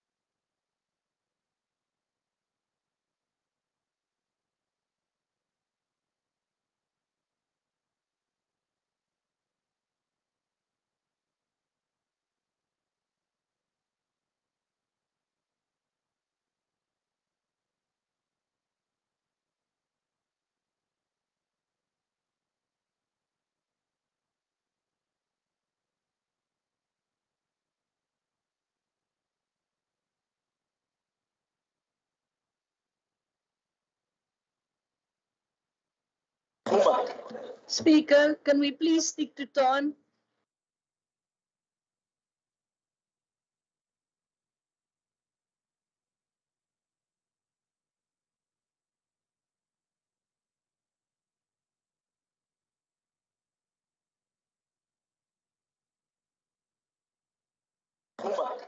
Speaker, can we please stick to time?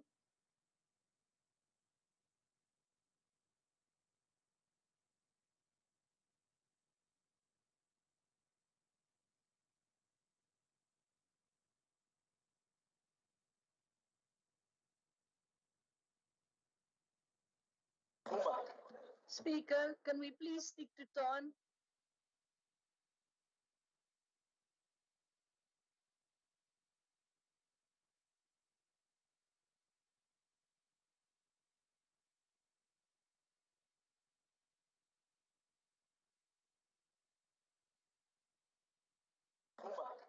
Speaker, can we please stick to time?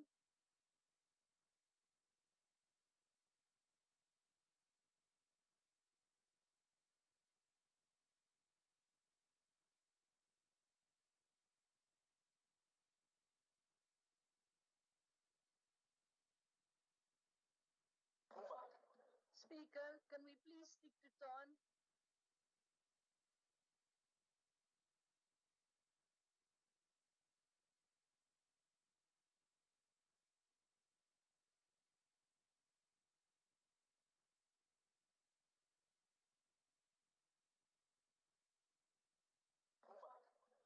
Speaker, can we please stick to time?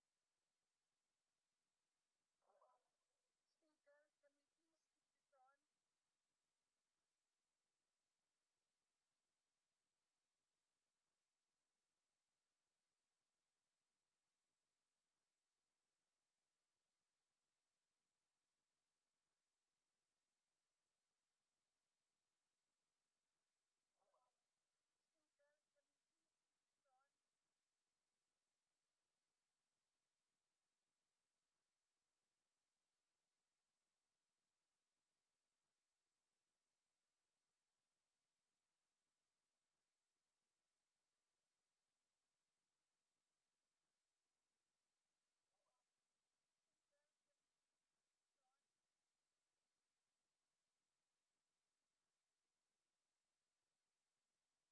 Speaker, can we please proceed?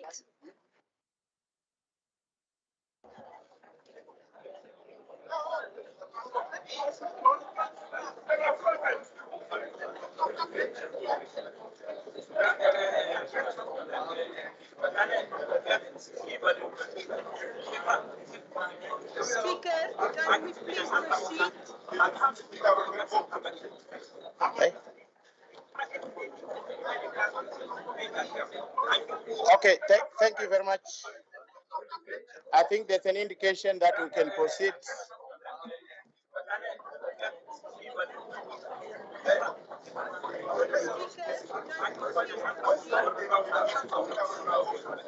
Councillor Lishabane, please.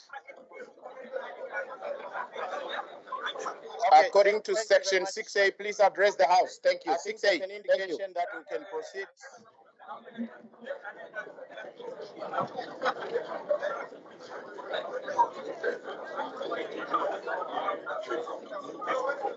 Councillor Lishabane, please. According to section 6A, please address the House. Thank you. 6A. Thank you. That we can proceed.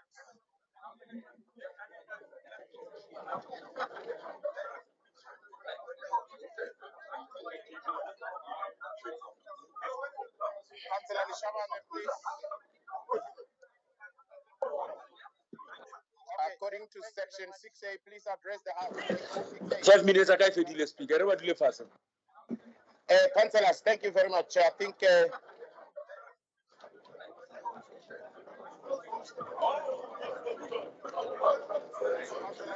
thank you very much, Councillor Ace. Thank you, Councillor Matebula. 5 minutes a ka e fedile Thank you. speaker, re ba dule fatshe. Thank you very much. Thank you, Councillor Ratikwan. Let's settle down, councillors. Thank you very much. Thank you very much. Is that Councillor Vandenbeck? Please settle down. Let's proceed. 5 minutes a ka e fedile. Thank you. Thank you, Alderman Maleke. Thank you. Thank you very much. Thank you, Councillor Ratikwan. Thank you, Councillor Tshwane. Thank you. Thank you very much. Thank you very much. Thank you, Councillor Ramabodu. Thank you very much. Please settle down. Let's proceed. Thank you, Councillor Ramabodu, for taking your seat. Thank you very much. Thank you, Councillor Ratikwan. Thank you, Councillor. Thank you, Councillor Mtongo. Thank you. Thank you very much. Thank you, Councillor. Thank you, Councillor Marishani. Thank you. Thank you very much. Yes, thank you, Councillor. Chief Whip of the EFF, please. Thank you very much. In line with Section 6A of the Rules and Orders, address the House. Thank you, Councillor Mtongo. Thank you. Thank you, Honorable Speaker.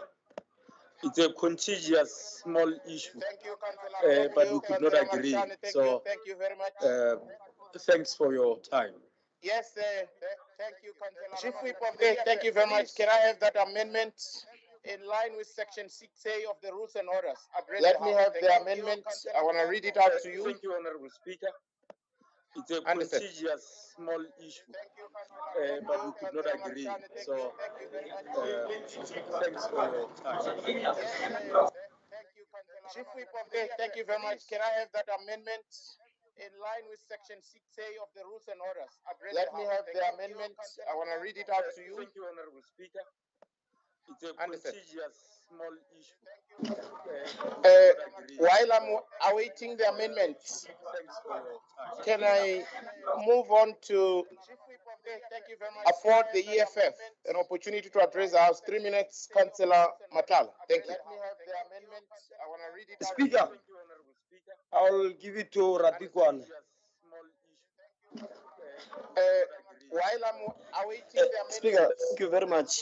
Speaker, can I we are a bit move on puzzled because according to the agreement, there was going to be some form of caucus with the MMC and I think the party leader there and their caucus. So I don't know if it's proper for me to address the House, Speaker. So I just want guidance so that I don't end up preempting and messing up the process before it unfolds. Thank you. There was going to be some form of caucus with the MMC and I think thank you, Councillor the party leader there and their caucus. The order of business So is that I we don't know dispense. if it's Excuse me, with the amendment. proper for me Let to me read address it out the to House. yourself. So I just want guidance so that I don't end up preempting and messing up the Councillor process before it I see your hand. unfolds. Thank you. There was going to be some Have not. Okay. focus with Speaker, the you know, MMC and I think we have a problem in this council, and it's very sad, and I'm not trying to manipulate anyone. Excuse me, with the amendment. We have a problem that Action SA and DA competes with reports that affects our people. And they don't want even to come to their senses to understand what we are saying. None of them in that caucus of Action SA have visited that place of Olivet. They don't know where it what it looks like. They don't know who gets occupied there. They don't know how many people are assisted there. They don't know anything about it. They just read whatever they've read. They even have an information that those people don't pay rates. They pay. It's there on the report. Why do we have to be heartless as leaders like that to try to sound good? They don't know. No, don't do that. It's not a joke anymore. Who gets occupied? It's not a joke. It's not a joke. They don't know anything about it. They just read whatever they've read. They even have an information In the last time that it's there on the report. if you keep on talking and I've not appointed you to speak, No, don't do that. I'll retire you from this house. gets occupied. Yes. No, it's not a joke. People are, it's not a joke. They don't know anything about Councillor Ramabut. Councillor Councillor Ramabut. is the last time that Councillor Ramabut. You are protected. If Thank you you. keep on talking and I've not appointed you to No, speak, no, thank I you, will tell thank you. this house. But they are Yes. disrupting. I don't know. Hey, help us. This disruption. Yeah, Councillor Ramabut. Councillor Ramabut. Is the last time that Councillor Ramabut. Councillor Ramabut, you are protected. Thank you. talking and I've not appointed you to no, speak. no. They are protect us. It looks like they want to throw chairs here. But they are disrupting. I don't know. Hey, help us. This disruption. Yeah, You are protected. Thank you. this level of radicalism from Mashaba. It's a quick raja. You are protected. Thank you. So my parting short speaker, I'm saying, I'm asking my, we are not trying to delay the house. We want to pursue each other on this issue, and we are still positive. I'm asking my whip to ask for another 10 minutes caucus, because we really want to pursue each other on this issue. No, you won't know, because it's not an NGO of Waterkloof. That's why you say, you won't know. If it was a Waterkloof NGO, you are going to be up in arms here. That's how you are hypocrites. To each other on this issue. Cowards. We are still positive. I'm asking my whip to ask for another 10 minutes caucus, because we really want to pursue each other on this issue. No, you won't know, because it's not an NGO of Waterkloof. Can I suggest that we pack this item? If it was So a we Waterkloof proceed NGO, and then you are we'll going come to back be to it. Is up that in fine? arms here. That's how Okay, you are thank you. hypocrites to each other on this issue. Cowards. We are still Councillor Skosan. I'm asking my whip to ask for another 10 Councillor minutes. Skosan. Please settle down. Thank you. on this issue. No, you won't know, because it's not an NGO. Can I suggest that you you too. too? Item. If it So was we proceed and then then councillors, councillors, okay, councillors, councillors, councillors, settle down, settle down. Thank you. Please settle down. Thank you. Councillors. Thank you. Thank you. Councillor Skosana, sit down. Thank you. Councillors. Councillors. Yes, councillors. Councillor Masha. Councillor Masha. Councillor Masha. If you want to engage, please leave the house and engage properly outside. Thank you very much. Settle down. Thank you. Okay. Item number 2, reference number 46381/1.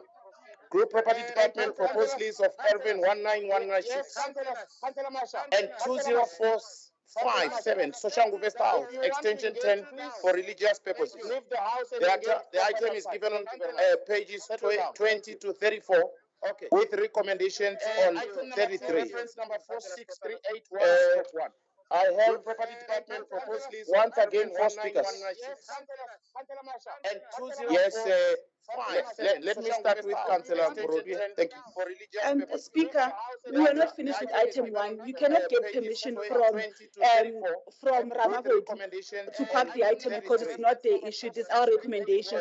You need to read out the recommendations. You are supposed to request permission from our whip, which is Sizos Kosan. Yes, I've already ruled in terms of section 384. Let's proceed, and you agreed. Thank you.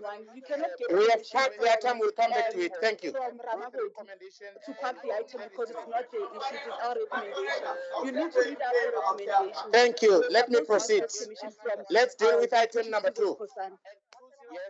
We'll come back to this item, colleagues. In terms of section 384, let's proceed. We are proceeding. The recommendation is on page 33. We'll come back to it. Thank you. To park the item because it's not their issue. It is our recommendation. Yes, Councillor. Thank you. Let me proceed. Let's deal with item number 2. 30 minutes caucus granted. Thank you. This item, colleagues, to discuss section 384. Let's proceed. We are proceeding. The recommendation is on page 33. We'll come back to it. Thank you. To park the item because it's not their issue. It is our recommendation. Yes, Councillor. Thank you. Let me proceed. Let's deal with item number 2. 30 minutes caucus granted. Thank you. This item, colleagues, to discuss section 384.